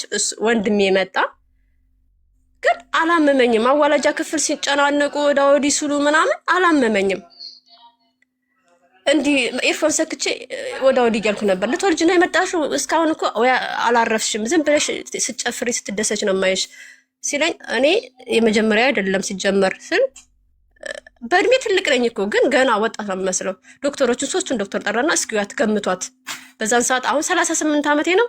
ልጄ 1 ዓመት ከ5 ወሯን ብቻ 36 አልኳቸው መሰለኝ። እስኪዋት 36 ትመስላለች ሲሉ አረ ውሸቷን ነው ምናምን አንዳንድ ሰው ዝም ብሎ እንትን ይላል ሲሉ አረ ማርያምን እኔ 3 ልጅ አለኝ ለዚህ ነው ስላቸው ኦኬ እና እንዴት አያምሽም ማለት ይመምሽ አይባልም ግን ከነሱ ምናምን እስካሁን በቃ እየሳቅሽ እየተጫወሽ ነው የማይሽ ምናምን ነገር አለኝ። በሰላም አድሬ ጠዋት ወለድኩኝ። ያዋለደኝ ዶክተር ራሱ በቃ እኔ እንዴት እንደረዳ የማርያም ንምሽ ከባለቤቴ ባይኖር ማንም አጠገቤ ባይኖር ሰው እግዚአብሔር ያዘጋጅልሻል ሌላው ነበረ ማለት ምንም ኦፕሬሽን አልፈልግም። በእርግጥ የኔ ትእዛዝ አይደለም። ምንም የምጥ መርፌ አልፈልግም ታውቃለህ፣ ዝም ብዬ እንደምወልድ ምናምን እያልኩ እነግረዋለሁ። ከዛ ሲነጋባቸው ግድ ነው የምጥ መርፌ አመጣው። እንቅልፍ ወስዶ ነበር ለካ የምጥ እንቅልፍ ነው። አጠገቤ ሲያደርግ ምንድን ነው ስለው እየሳቀ ምን ይመስልሻል? የምጥ መርፌ አዎ አለ። ወይኔ ጉድ እምቢ አይባል ብዬ እጄን ሰጥቼ 3 ነው ጠብ ያለው። መጀመሪያ እኔ ኩዌት እያለሁኝ የህፃን ልብስ ምናምን ሁሉ ገዛለሁኝ የወንድም የሴትም እና ደግሞ የምጽፋቸው ነገሮች አሉ። ድንግል ማርያም እናቴ ማርያም እያለች አይደለ 10 የወለደችኝ ያን እድል ባገኘው እያልኩ ዝም ብዬ በቃ ከድንግል ማርያም ጋር አወራለሁ። ሁለቱንም እንደዛ ነው በ30 ደቂቃ ውስጥ የወለድኩት። ተነሳውና በቃ ብድግ ብዬ እናቴ ሆይ ድንግል ሆይ ኃጢአቴ በዝቶ ነው ይሄንን የምጥ መርፌ የተሰጠኝ እሺ ምናምን ብዬ በቃ አለቀስኩኝ ትንሽ። ማርያምን እንደው ለምስክርነት ራሱ ይሆናል። አቴ ፕሊስ ካኒ ሶፊዬ ንገሪያት በማርያም ድምፅ ይቅርታ። ከዛ አለቀስኩኝና ብድግ ብዬ ቁጭ ስል ወዳው ምጥ መጣ ምናምን ስል ረዳኝ። እጁን ሰጥቶ የሆነ ነገር ብጥስ አላረገልኝም፣ ቀለለኝ። ደግሞ እንደ ባል ነው እንጂ በቃ እንደ ወንድም እንደሆነ ነገር ነው የጮኩበት። እንዴት እዚህ ተነካለ ልጄ ብትሞትስ? መጣችብኝ ከታች ቢጃማዬን ያስኩት ነላክስሽ ይለኛል ሰውዬው በቃ እንደ ዝምድና ድንግል ማርያም እንደላከችልኝ በቃ ተረዳው። ልጄ ብትሞት እገልሃለሁ አይባልም። እንኳን እገልሃለሁ ልትያቸው የሆነ ነገር ስታመንጫጭ በጥፊ ነው የሚሉሽ።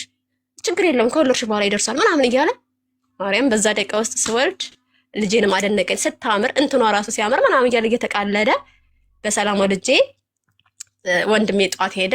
ከዛ ትንሽ አረፋፍደን እህት የወንድሜ ሚስት መጣችና ወሰደችኝ። ከዛ ትልቁ ልጄ እናት ወልዳለ ምንም አልደወለም እንጂ እሱ ባለቤቴ አልደወለም። አሁንም ደግሞ ተስፋ አልቆርጥም አይደል ጥዝዝ እያለ እምባዬ ቤሉ አልኩት። ሴት ልጅ ከወለድኩኝ ወይኔ ያ እንትን ሲናፍቀኝ ግን የጓጓችሁት ነገር አይደርስም። ሲጀመር ልጆች ጤነኛ ናቸው እንጂ ትዳር በስመ አብ ወወልድ ወመንፈስ ቅዱስ። ሴት ልጅ ከወለድኩኝ ስል ዝም አለ። ለምን ዝም አልክ? ደግሞ ስለምን ለሊትስ አልደወልክም? ትናንት ከሄድክ በኋላ አልደወልክም? ወለድሽ ይባላል በሀገረኛ እንኳን ማርያም ማረችሽ ይባላል። ብሞትስ የሆነ ነገር ብሆንስ ምንም አጠይቅም ለልጆች ምናምን ስለው በቤተሰቦቹ ነው የሚመራው ይሻለው ስላለ ነው አጎቴ ነው ምናምን አለኝ። ይኖራ እኔ በወንድሞችን በእናቴ በማን አልመራም። ለምንድን ነው አንተ የልጆችን እንትን እስከሚነካ ድረስ ለቤተሰብ ኃላፊነት የምትሰጠው? ስማ ቤተሰቦችን ግን እንደዚህ ድረስ ቢያንስ እንኳን ጎረቤት በሚጠይቅበት ቋንቋ ብትጠይቅ ምናምን አልኩትኝ። ከዛም በኋላ ወደ ቤት ሄደን ወደ ቤት ስንሄድ በአራተኛው ቀን ልጄ መጣ። እሱ ጋር ያለው ልጄ ሁለቱም መጡ። ሁለቱም ሲመጡ የወንድሜ ሚስት ብርድ መቷት ነው መሰል አመማት። ውይ አሁንማ እሱ ልጁን ለማቀበል ነይ ያለኝ ሰው ላኪ ያለኝ ሰው ምልከው የለውም። እስኪ ወደ በሩ ጠጋ በልና ይገባል። እኛ ሰፈር መንጣት ካልፈለግ ትንሽ ጠጋ አድርገህ ይምጡ አልኩት። አይ እኔ እዛ ሰፈር መንጣት አልፈልግም፣ ከሰው ከላክሽ ልመለስ ነው አለኝ። ልጄ ናፍቆኛል፣ ደግሞ የምፈልገው ደግሞ ይህ ታገኘ ምናምን ብዬ ማሳየት ነው። አረረረ ቆይ አልኩት። እመጣለሁ ስለው ማለት ነው እሺ ብሎ የሚመጣ መስሎኝ ነበር። እመጣለሁ እሺ ስለው እሺ አለኝ። ወገቤን አሰርኩና በሶስተኛው ቀን ቀና ማለት አችሉም አይደል አራስ። በሶስተኛው ቀን ሄድኩኝ ማለት ነው ልቀበል። ትንሽ የ3 ደቂቃ መንገድ ምናምን ሄጄ ተቀበልኩትኝ። ሰው እንትን እያለ ማለት ነው። በስመ አብ የሆነ አራስ እንዴት ምናምን እያለ ማለት ነው። እኔ ግን ልጅን ማግኘቴ ደስ ብሎኛል። ከዛም በኋላ ልጅ መንገድ ላይ እማ አለ አትወጂኝም እንዴ? ምን ማለት ነው ሚኪዬ ስለው ምን ማለት ነው ስለው አባኮ አሁን የተወለደችው ልጅ አባቷ ሌላ ነው አለኝ። እንዴ እና 2 አባት እኮ ነው። እኔ አትወጂኝም 2 አባት ለምን አበጀሽልኝ አለ። ልጁ በቃ ህፃን ነው በዛ ሰዓት። አሁን ግን ቢሆን ያውቃል። አይ እንደሱ እኮ አይደለም ቤሉ ለማለት የፈለገው አንተ አባትህ የተወለድክበት ቀን ቅዱስ ሚካኤል አይደል? አንደኛ ቅዱስ ሚካኤል፣ ሁለተኛ ቤሉ ነው አባትህ። ሚሚዬም እኮ አንደኛ እግዚአብሔር፣ ሁለተኛ ደግሞ ቤሉ ነው። እንደዛ ነው እንዲያማ ብሎ ረሳው ማለት ነው። ግን ያችን እንደ ነጥብ ይዣለሁ። እንዴት ለልጅ እንደዚህ ድረስ ይነገራል ምናምን ብዬ አልተናገርኩትም። ዝም ወደ ቤት ሄደን ህፃኗን አየህ፣ ተደሰተ። ላንሳት ሊያዛሉ ምናምን ነገር አለ። አይያዝም አራስ ናት ምናምን እያስረዳሁት እንዳለ እየተጫወተ እንዳለ ከልጆች ጋር አትጮብኝ ምናምን ይላቸዋል ልጆቹን። ታው ሚኪ አትጮብኝ አይባልም፣ ተጫወት ከወንድሞቼ ልጆች ጋር የጎረቤት ልጆችም አሉ ምናምን። አትጮብኝ አይባልም አባቴ ዝም ብለህ ተጫወት ምናምን ስለው እማ ጆሮዬን እኮ ስለሚያመኝ ነው ማለት ይሁን የማቃጠር ምናምን ገጸ ባህሪ አላስለመድኩትም እንጂ እንደመጣ ይነግረኝ ነበር። ለምንድን ነው የሚያምን ሚኪዬ እስኪና ብዬ ደሰስ ሳደርገው ጆሮ የሆነ አጥንት ነገር የጆሮአችን የኋለኛው ክፍል አለ አይደል አጎልድሞ እንዲህ የሆነ ነገር ወጥቷል።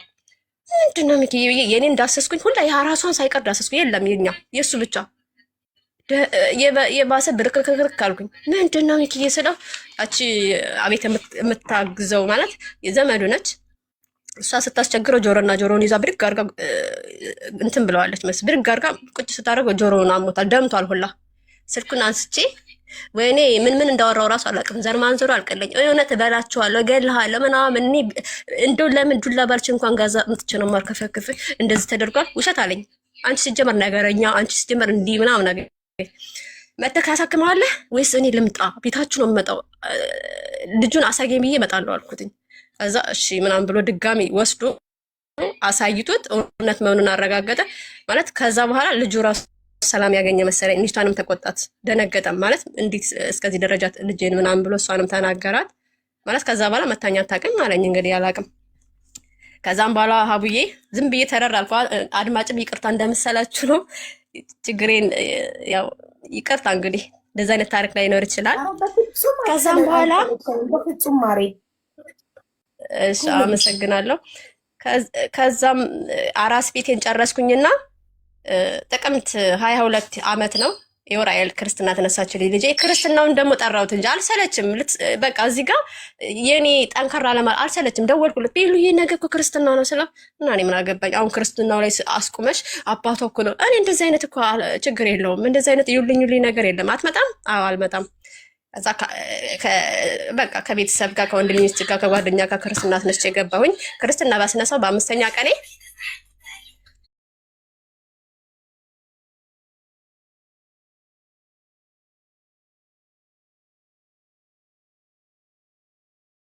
ፕሮሰስ ጀመርኩኝ ወደዚህ ወደ ዱባይ ማለት ነው።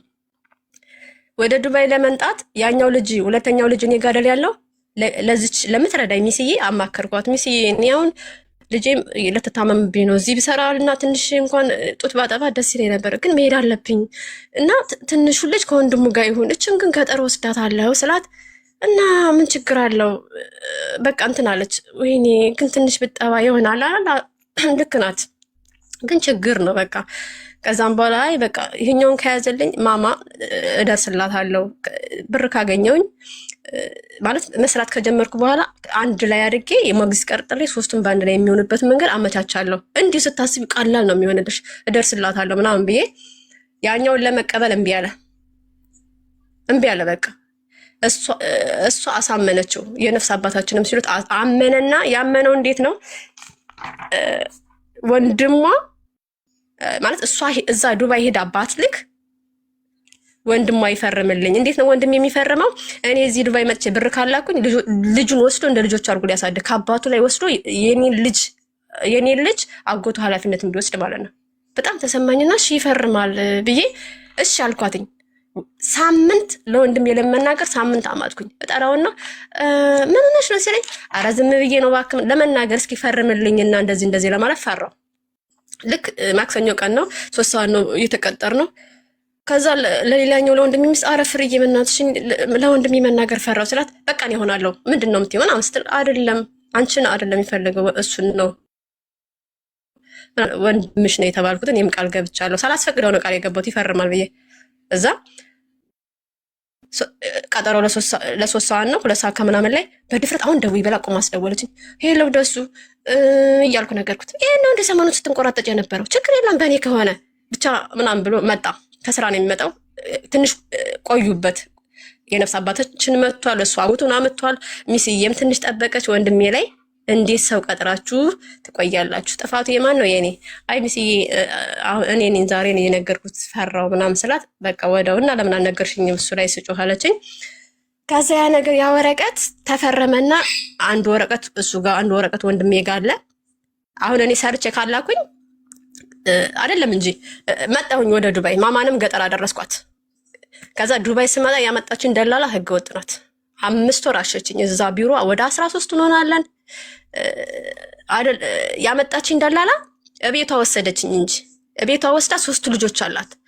ከዛ 3 ቀን 4 ቀን ስንቆይ ስራ አልገባም እንዴ ስላት፣ ስራ ምግብ ስለማች አሁን ስራ የለኝም እንዴ።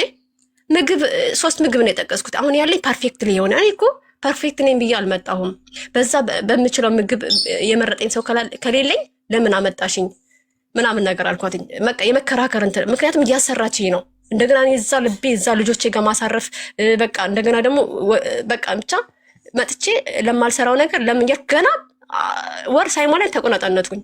በቃ እንዴት መመለስ እንዳለብኝ ባላቅም ማለት ነው። ከዛ ምን አለችኝ፣ በረንዳ ላይ ሆኜ ተጣላዋት እንጂ አልሰራም አልኳትኝ። ሲጀመር አንቺ ስራ የለሽም ነገ እያልሽ እኔ እነግርሻለሁ አራስ እንደሆንኩኝ። አራስ ልጅ እሷም አላት የ5 ወር ልጅ።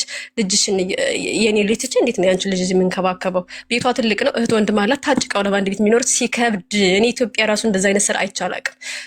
የሆነ ምንጣፍ ምናምን ታሳጥበኛለች፣ ሶፋ መታጠብ አለበት እላለች። ቤትሽ በጣም ቆሽሿል፣ ስራሽ በጣም ከባድ ነው ስላት፣ ልጆች ካመጡ ቆይቻለሁ። ልጆች ማለት እንደኔ ከኢትዮጵያ ታመጣና ሰራተኛ የሆነ ስራ ታሰራና ነው የምታስገባቸው። ስትወልድም ራሱ ሰራተኛ ቀጥርም በነፃ ታሰራ ነው ታስቀጥራቸው። እንደዛ ነው ያለመደችው።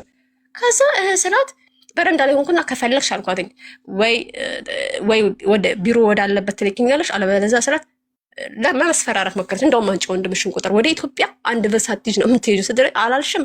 እኔ ሲጀመር ችግር የለብኝ ኢትዮጵያ ቢሄድም ሌላ ቦታ ጀምሬ ስለሚሄድ እኔ ይሄ አንቺ ማስፈራሪያ አልሰማሽም። ደውይላት አልኳት። ወንድም ሳትደውል እንደገና በረድ አለችና ማሬ ፍቅሬ በቃ አሁን ችግርሽ ገብቶኛል፣ ለልጆችሽ የሚሆን እኔ እልክልሻለሁ ስራ እስከምናገኝ። እዚህ ግን እምልሽን ትሰሪያለሽ ስትለኝ በአንድ አፍሽ አልኳትኝ። ስራ እስከማገኝ ማለት ነው። ትልኪልኛለሽ ለልጆች ስላት፣ አዎ ባሏ ጥሩ ስራ አለው እኮ ግን በቃ ሸቃይ ናቸው። ገብቶሻል? የማይጠግቡ ሰዎች የሉም፣ እንደዛ ናቸው። ከዛ እየሰራውኝ እንዳለ 1 ወር ሆነኝ። 1 ወር እንደሆነኝ ሰውየው መጣ ከአቡዳቢ ባሏ እና ባሌ ሲመጣ ይልክልሻል ነው ያለችኝ። አሁን ትልክልኛለህ እያልኩኝ በቃ ስታየኝ ሳቅ እያልኩኝ በይፋ ማናገርኳት። በእናትሽ ላኪልኝ። ለባለቤቴ ደግሞ ነግሬዋለሁኝ። አሁን ለፋሲካ እልክላችኋለሁ እንዲህ ብላኛለች። እሺ ለማማም እኔ ከምልክል ብር ላይ ስንት እንደምሰጠኝ እኮ አላውቅም። ከምልክል ብር ላይ ትልክላታለህ ምናምን ነገር እያሉ ከዛ ወዲህ 5 ወር ከዛ በፊት እያዋጡ ልከውላታል ለወተት ምናምን። ከዛ 5 ወር ያልኩት ቀላቀልኩት ወደዚህ የሚመጣበት እና ይቅርታ እንደዛ ብያት። ባሏ ሲመጣ ለኮንትራት ደግሞ አናገሩኝ። ባለቤቴ አለ ስራሽ በጣም ቆንጆ ነው፣ እንግሊዝኛ ምንም ቋንቋ ስለምች አንቺ ትልቁ ልጅም እያስጠናሽ ማማንም ማግያዝ ትችያለሽ። ስለዚህ ሰራተኛ ስንፈልግ ነው የመጣሽው ሲለኝ ብር በቃ ማለት ስለ ብሩም አላወራንም። ከፋኝና እዚህ ልሰራ ስራው ይከብዳል እያልኩ ለውስጥ ያማከርኩትና ነው መበርታት አለብኝ። እሺ እሺ ጸግሽዬ ችግር አለው ለነጭ ከምገዛ ለራሴ ለዜጋ ብገዛስ ምናምን ብዬ አናገርኩት። እኔ የመንግስት ሰራተኛ ስለሆንኩኝ እንትንሽን አሰራልሻለሁ ምናምን ሲለኝ በአቋራጭ ስራ አገኘሁ እዚሁ እኮ ምናምን። ግን እንደሚከብድ የሀበሻ ስራ ይከብዳል። በነገራችን ወጣ ወጡ ራሱ ከአረብ ቤት ከብዶኛል። ያንን ብር ፋሲካ ደርሶ ሰፕራይዝ አለኝ ሰውዬው ስለው 3000 ብር ልልክ ዶሮ ስንት ነው አለኝ እንጂ ዶሮ ስንት ነው ኢትዮጵያ 1500 ብር። በቃ 2 ዶሮ ለልጆች ትገዣለሽ። በቃ ኢትዮጵያ ኑሮ ረስቶታል። ለማንኛውም እኔ ዶሮ አይደለም የምፈልገው ተለለልጄ የወተትና በቃ የሆነ ነገር መድረስ ነው የምፈልገው ምናምን ስለው መጨመር አልፈለጉም ታውቂያለሽ። 3000 ብር ብቻ ሄድኩኝና ወንድም አላት አብረሽ አልኩትኝ 3000 ብር ምን ይሰራልኛል? እዛ ሂድና ነገሪያት እንደዚህ በይ ሲለኝ ኧረ ተዋት እንዳልከው ምናምን ብዬ አኮረፍኩኝ ማለት ነው። እንግዲህ ይህኛውን ኮንትራት እንሰራ ተነጋግሬያለሁ። ብሩ ሲያንሰኝ በቃ እንትን ማለት ጸብ አነሳሁኝ። ቢሮ ወስደሽ ማለት ቢሮ ባይኖርሽም ቢሮ ያለበት ቦታ ውሰጂኝ አልኳትኝ። አላልሽም ምናምን እያለች ለመጫን ስትሞክር ስራ አቁሜ ቁጭ አልኩኝ። 2 ወር ቆየሁ ማለት ነው እዛ ስር ያለ 5 ሳንቲም 2 ወር ስቆይ እንትን አልኳትኝ። ሲጀመር አንቺ 9 ሆነሽ ነው የምንኖሪው እኔ 1 ነኝ። ካሁን በኋላ ጎዳሻለሁ አልኳትኝ። ከስሻለሁ አለችኝ። ችግር የለም ድምጽ እየቀዳሽም ቢሆን እነግርሻለሁ ጎዳሻለሁ። እኔ ልበድ እንዲ አራስ ልጅ ትቼ ነው የመጣሁት እያልኩሽ አንቺ ልጅ እንደዚህ የምታረጊው። እዛ ለጓደኛዋ ደወለችና ኧረ ይህች ልጅ ከመንቀሏ በፊት ልጆችን ከመጉዳቷ በፊት ውሰጃት ብላ ወደ ቢሮ ያለበት ቦታ ወስዳ ለጠፈች። የሸር ሊካፈሉ እኔ ስራ ከተቀጠርኩ ማለት ነው። እዛ 2 ወር ሞላኝ። ግን ጥሩ ሴት ማለት በቃ ፈገግታዋ ራሱ አንቺን እኮ የላከችሽ ለቅጣት ነበር ምንም የሚቀጣ ገጸ ባህሪ የለሽም ምናምን ስትለኝ እኔ እኮ የተጣላሁት እንደዚህ ስለዋሸችኝ ነው እና ደግሞ እንደዚህ ነው የህይወቴን ታሪክ ሁላ ነገርያት እንዴት ትጨክናለች ምናምን ስላት ጓደኛዋ ማማት አልፈለገችም፣ ዝም አለች። 2 ወር ቆየሁኝ። እዛ ያሉት ልጆች ራሱ ማለት ነው ሲዝናኑ መዝናናት የለም በእርግጥ ግን ሲስቁ ሲጫወቱ እኔ እንደ አማኑኤል በሽተኛ ወደ ወዲህ ነበር መንጎራደደው። ወይኔ ኧረ ተይ ይደክምሻል ቁጭ በይ ሲሉኝ ራሱ እንዴት ቁጭ ልበል እንዴት በቃ ምግብ እያለ አጥንቴ ብቻ ቀረ ማለት ይቻላል። ስራ ቢመጣ ቀድመን ላንቺ ነው የምንሰጥሽ ይሉኛል። ስራ የላቸውም፣ ሁሉም ህገወጥ ናቸው። ታውቂያለሽ 5 ወር ሙሉ አሸገች። መጨረሻ ላይ ከ5ኛ ወር ላይ አንድ የጅማ ልጅ ነች። በቃ ማለት እኔ እንጃ እንዴት አድርጌ እንደማመሰግናት። እኔ አሁን ምን የጅማ ልጅ ከመርዳቷ በፊት ደወልኩኝ ኢትዮጵያ ዋይፋይ እንዳሰጧት ብላ ነበረ። ልጆችሽ ጋር መደወል ከፈለግሽ ነው ብላኛለች። ደግሞ የትኛዋ ጓደኛዬ ትቆጣለች። አረጠ አለም ልጆች ጋር ብቻ ነው የምትደውይው ለደላላው ምናምን እንዳትደውይ ብላ አስመላን የሰጠችኝ። ከዛ ኢትዮጵያ እዚህ የቆየች ሴት አለች ዘመድ ምነን ግን እቴትዬ ያለው ነገር እንደዚህ ነው የደላላ ፎቶ ይሄ ነው ደውይና የሆነ ነገር በያስል ደውላ አላነሳ ማለት በቫውስ ፎቶሽ ይሄ ነው አይደለ? እኔ ዱባይ ይሄን ያክል ጊዜ ሰርቻለሁ። ውስጡን አውቃለሁ። ሎኬሽንሽ ይሄ ነው። ይሄን አሁኑን ፖሊስ ነው የምልከው። ያቺ ልጅ ታማለች። ስራ ከሌለሽ ሲጀመር ለምን ወሰድሻት? እንደዚህ ምናምን በአረበኛውም በምን ስታጣድፋት ደወለች። አንቺ ደውለሽ እንደዚህ ምናምን አለች። አዎ ምናምን ብዬ እዚህ እኔ ተሳደብኩኝ ማለት ነው። ሲጀመር አንቺ ከሃዲ ነሽ ምንም እኔ እዛ ምን ያርጉኝ አላውቅም። ከዛ የትኛዋ ጥሩ ልጅ ነሽ የሚቀጣ ገጸ ባህሪ የለሽም ያለች እንደነገጠሽ እንዴት ትመልሻለሽ? አለቃሽ ይቺ አለቃ አይደለችም ሲጀመር ምናምን ብዬ አንቺን ላስቀይምሽ እችላለሁ እንጂ ይቺ አለቃ አይደለችም። ምን ማለት ቀማኛ ናት። እንዴት በልጆች ላይ ብዙ እንደዚህ ይደረጋል ምናምን ብዬ ሁሉ ተናገርኩኝ። ከዛም በኋላ ፈሩ። ሁለቱም ህገወጥ ናቸው። ምን አሰቡ? ሞባይሌን ቀሙ። ስራ አይደለም ፓስፖርትሽን ሰጥሽ መጣች። ጠዋት መጣችና ልትጮህ ሞክሬ እንዳትጮሂ ያልኳትኝ እንዳትጮሂ የሆነ የወንድሟን ጓደኛ ይዛለች። እሱም ሲጮህ እኔ እንትን አልተወለድኩም አንተ ከመታኝ ቢመታኝ እኮ ምንም አቅም የለኝ አንተ ከመታኝ እኔ ጎንደር አልተወለድኩም ምናምን ሲጮህ እሱ እንዲህ በቁመት ይበልጣኛል። እሱ ወደ ታች ሲጮህ ወደ ላይ ጮህኩበትኝ። ልጆች ደግሞ ለእኔ ነው የሚያግዙት። ስብስብ ሲሉ የቢሮ ልጆች እንደኔ ከዳማዎች ወይኔ እንዴት ደስ እንዳለኝ በቃ። ከዛ በረድ አለና ሸሽ። ኧረ በስመ አብ ምን አይነት ኃይለኛ ሴት ነች። ኃይለኛ የሆንኩት ካለኝና ካደረሱብኝ ነገር ነው። በሰላም በቃ ኩሽሽ ብዬ ምናምን የምመለሰላቸው ነበር የመሰለኝ። ከዛ ሄደች ፓስፖርትሽ ይሰጥሻል፣ ካንስሌሽን ግን አይቻልም ቀራማው ስለገባሽ 5 ወር ሆነሻል ምንም ይሁን በቃ መውጣት ነው የምፈልገው አልኳት። አይደለም ወደ ሀገር ይመልሽኝ አልኳት እንጂ ገንዘብ አለች። ቲኬት አለች። የቲኬትማ አንቺ ጋር ልኝ የሰራሁበት ምናምን ስላት ያ ስለማያወጣ በቃ በፓስፖርቱ ተስማማው ማለት ነው። ፓስፖርት ሰጠችኝ። የጅማ ልጅ ናት ትዕግስት የምትባል። በቃ እኔ ጓደኛዬ ትቀበልሻለች። ብር የለኝም ጓደኛዬ ትቀበልሻለች፣ ስራ ታስገባሻለች፣ አታልቅሽ ምናምን በላይ እና እዛው ላይ ማለት ነው። ከሄደች በኋላ እነዚህ ልጆቹ ነክቷት ቢሆን አለቃዋ እኮ ነክቷት ቢሆን እቺ የጅማዋለች ነክቷት ቢሆን ይሄን ጠርሙስ አንስቼ ነበር እኔ መረባረበው አይደለም ሌላ ብቻዬን ቢሆንም እሷ ላይ መጮህ አይችልም። እንዴት እንደዚህ ይጮህባታል? ያላት ነገር ሀቅ ነው። እንደዚህ ሊስታ መጣ አንቺም እያይሻት ነው። ከዛ ሲጀመር አለች ባለቢሮዋ ታውቂያታለሽ አብዬ፣ በነገራችን ላይ ባለቢሮዋ ሲጀመር እኮ አንድ ሰው እዚህ ሳሎን መጥቶ ሲነገር እናንተ ጓዳ ነበር የምትገቡት አለቻቸው ማለት ነው። እኔ ዝም ብዬ ጓደኛ ስላረኳችሁ ነው እንጂ እናንተ ጓዳ ነበር የምትገቡት፣ ምንም አይነት ጥፋት መስማታችሁ ነው። ቢሆንም ግን እሷ ላይ ጮሁ ማለት እኛ ላይ ጮሁ ነው ምናምን ብለው በቃ ደስ አለኝ። የቤተሰብ እንትን ያለ ድጋፍ ያለው ሁላ ነው የመሰለኝ ጓደኞች ሲከቡኝ ማለት ነው። ከዛ በኋላ ወደ ውጭ ወጣው። የዛች ልጅ ጓደኛ ተቀበለችኝ። ሱዳኒ ቤት ገባሁኝ። ሱዳኒ ቤት ገብቼ አንድ ወር እንደሰራሁኝ በቃ ሱዳኒዎች ብር የላቸውም። አንድ ወር እንደሰሩ በቃ ሌላ ቤት ፈልጊ ምናምን አለችኝ። እሺ ብዬ ይችኛዋ ልጅ አሁን ያለሁበትን ስራ አገኘችልኝ።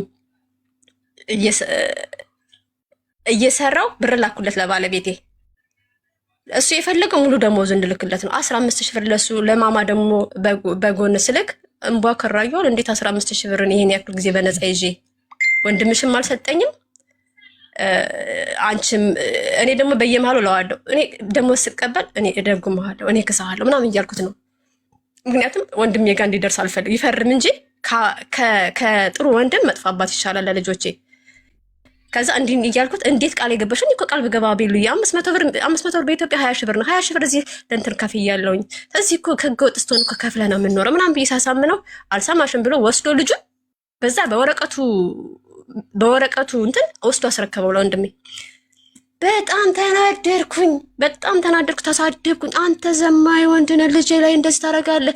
15,000 ብር ልኬ ትናንት ልኬ ዛሬ እንዴት ትልከዋለህ? ቢያንስ 15 ቀን አያገለግልም ወይ? ጨምሬ ካልክ እየኖር አልጨምርም ወይ? ብዙ ነገር ተሳደብኩኝ። ወንድሜም ተቆጣኝ ማለት አጣላኝ ከወንድሜ ጋር ማለት ይቻላል። አንተንም እኮ እንደዚህ ብለሃለች፣ እንዴት ወንድሜ ጋር ተወስዳለህ? ወንድሜ ጋር እንዳትወስደው ማለት ልጆቼ በወንድሜ እጅ እንዳይገቡ ብላለች። ከዛ ማለት ካላመንሽ ለምን አስፈረሽኝ ማለኝ በጸባይ ግን ያው አይደል አነጋገሩ ይጎዳል። ስትደግሚው ተቀየመኝ እንዴ ምናምን ብዬ ከዛም በኋላ 7 ቀን አቆየውና ሳምንት ብር ጨምሬለት ተባልኩኝ። ብር ጨምሬ ያዘ ማለት ነው። አሁን ማማን ያው እየላኩኝ ነው፣ ግን ለማምጣት አልተመቸኝም። ወደዚህ ለነዚህ ራሱ ተወራጨብኝ ታውቂያለሽ። ከዛ ፎቶ እስካሁን አላየኋትም፣ ድምጿንም አልሰማሁም። ፎቶ ላኩልኝ ብዬ 1 ወር ይሆነዋል ከላኩልኝ። በስመ ስላሴ ስም አባቴ ወደ 90 ዓመት የሆነዋል፣ መለኩሴ ነው። እህቴ ደግሞ የመጀመሪያ እህቴ ነች። እሷ ጋር ነው የተውኩት። መያዝ አችልም እኔ ማለት ሰራተኛ ቀጥሬ ምናምን ወደ አዲስ አበባ ከተማ ውስጥ አመጣታለሁ ብዬ ነበር ለራሴ ያሰብኩት። በጣም በስቆል ብላ በጣም ነው የምታምረው። እዚህ ፕሮፋይሉ ላይ ያለችው ማማ ማለት ነው። በጣም በስቆል ብላ ይሁን በቃ ወይኔ እንዴት እንዳለቀስኩኝ እናቴ ስሞት እንደዛ አላለቀስኩም። ሰው ቤት መሆኔን ሁሉ አረሳሁት። ሽንት ቤት ሁሉ በቃ ስንት ሰዓት እንደተቀመጥኩ አላውቅም። ፀጉራ ሁሉ ምናምን ማማ ናት አይደለችም ማነች አልኩትኝ። እንደውም የላከልኝን ማነች ስላ ልጅሽ ናታ ምናምን በቃ ይስተካከላል እንዳደነግጭ ላክልኛልሽ ላኩልኝ። አባቴም ጠቁሮ እሷም የማላቃ ራሴን ሞድ ስንት ቀን ያለቀስኩ። ከዛ ያንን ላኩለት ቢሉ እኔ በጣም ተጎዳው። ይህን እስኪ ሞዶ ፀጉሬን ሁሉ ላጭቼ እናቴ ስሞት እንኳን ሳላጭ አሁን ልጄ ነገር ሆኖብኝ በጣም ተጎዳው እና እኔም እንደናንተ ልጎዳ አላቅልሽም ከፈለሽ ስጫለሰው አለኝ። በቃ ደነገጥኩ። እንዴት ለሰው ስጫት ትላለህ? እንዴት ለሰው ስጫት ትላለህ? እንደዚህ ምናምን ብዬ እንትን አልኩኝ። እስካሁን ማለት አሁን እንጃ የሚያናግርልኝ ሰው ባገኝ የኔ አይደለችም ነው የሚለው። በራሴ ብር አስመረምራለሁ። ግን ሁሉንም 3ቱንም በአንድ ላይ እንዳልይዝ ደግሞ ህገወጥ ነኝ። እንትን የለኝም ኮንፊደንስ ለመውሰድ በቃ ሁሉንም በአንድ ላይ አድርጌ ለማከራየትና ራሴ ለመያዝ ገና ነኝ። ገብቶሻል? ግን እሰራለሁ፣ እርግጠኛ ነኝ፣ በራሴ ተማመናለሁ። እሱ ጋር ሆና ወጫን እየቻልኩኝ ታስመርም ካለኝ ራሱ አስመርምሬ የአንድ አባትና የአንድ እናት እንደሆኑት ለልጆችም አሪፍ ነው። ምክንያቱም ነገ ከነገ ወዲያ እየነገራቸው ስለሚሄድ ለእነሱም አሪፍ ነው። አስመርምሬ ከእሱ ጋር የመሆኑ ድል ቢኖር እኔ ራሱ አርፋለሁ። አሁን ማርያምን ነው የምልሽ፣ ካሜራ ያለበት ቦታ ራሱ አልመርጥም፣ ብቻዬን ነው የማወራው። ምንም በቃ እኔነቴን እያጣሁት ነው የማማን ፎቶ ካየው በኋላ። እነዚህኞቹ ደህና ናቸው፣ እየተማሩም ነው፣ ደህና ናቸው። ግን ከልጅ እኔ እንጃ በስመ አብ መፈጠሬን ሁሉ የማማን ነገር ሳይ መፈጠሬን ሁሉ ጠላሁት። አቡ ከባድ ነው። የሰው ልጅ በዚህ ልክ እኔ እንጃ ምን እንደማደርግ ራሱ ውሳኔ ያጣሁበት ሰዓት ላይ ነው ያለሁት። ታሪክ ብዬ መጨረሻው ላይ ማለት ውሳኔ ያጣ ታሪክ ቢሆንም በጣም እየተጎዳ ያለሁት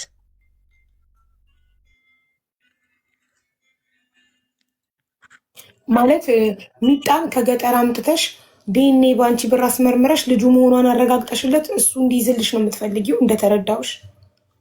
አዎ፣ ግን እሱ ድካም አለው ብሎ ስለሚያስብ እምቢም ብሏል። ግን እንደው አሁን ልክ እኔን ሽምግልና እንደሚያሸንፈኝ ልጅ ከሆነች የት ይጣላል? እኔ ደግሞ ወጪ ምንም ማለት ምን እሱ እንዲያወጣ አልፈልግም። ምክንያቱም ስለማይፈልግ ወጪ ምናምን ድካም አይፈልግም።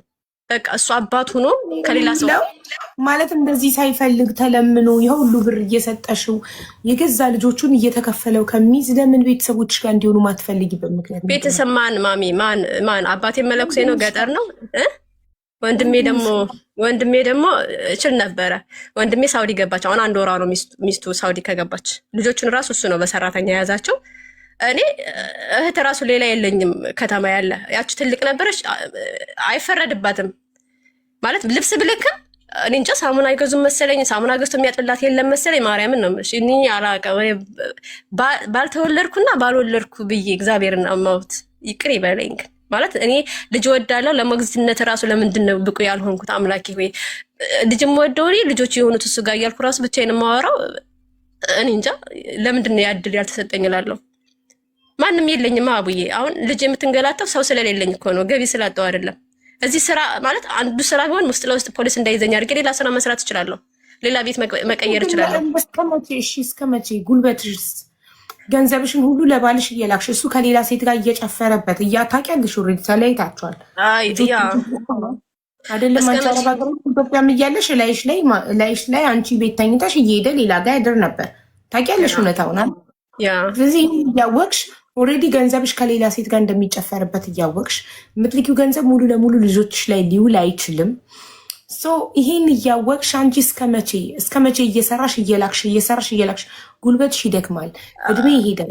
መቼ ነው የምታስበው? አዎ አቡዬ፣ ግን ትንሽ አሁን ጥንካሬ ካሉ እኮ ልጆችም ነገ እኮ ያግዙሻል። አሁን እነዚህ ልጆች እየተማሩ ነው፣ ሁለቱም ራሱ የደረጃ ተማሪ ናቸው። ኬጂ2 እና 1ኛ ክፍል ነው። በቃ በጣም ነው ብታይ እንባዬን የሚያብሱት።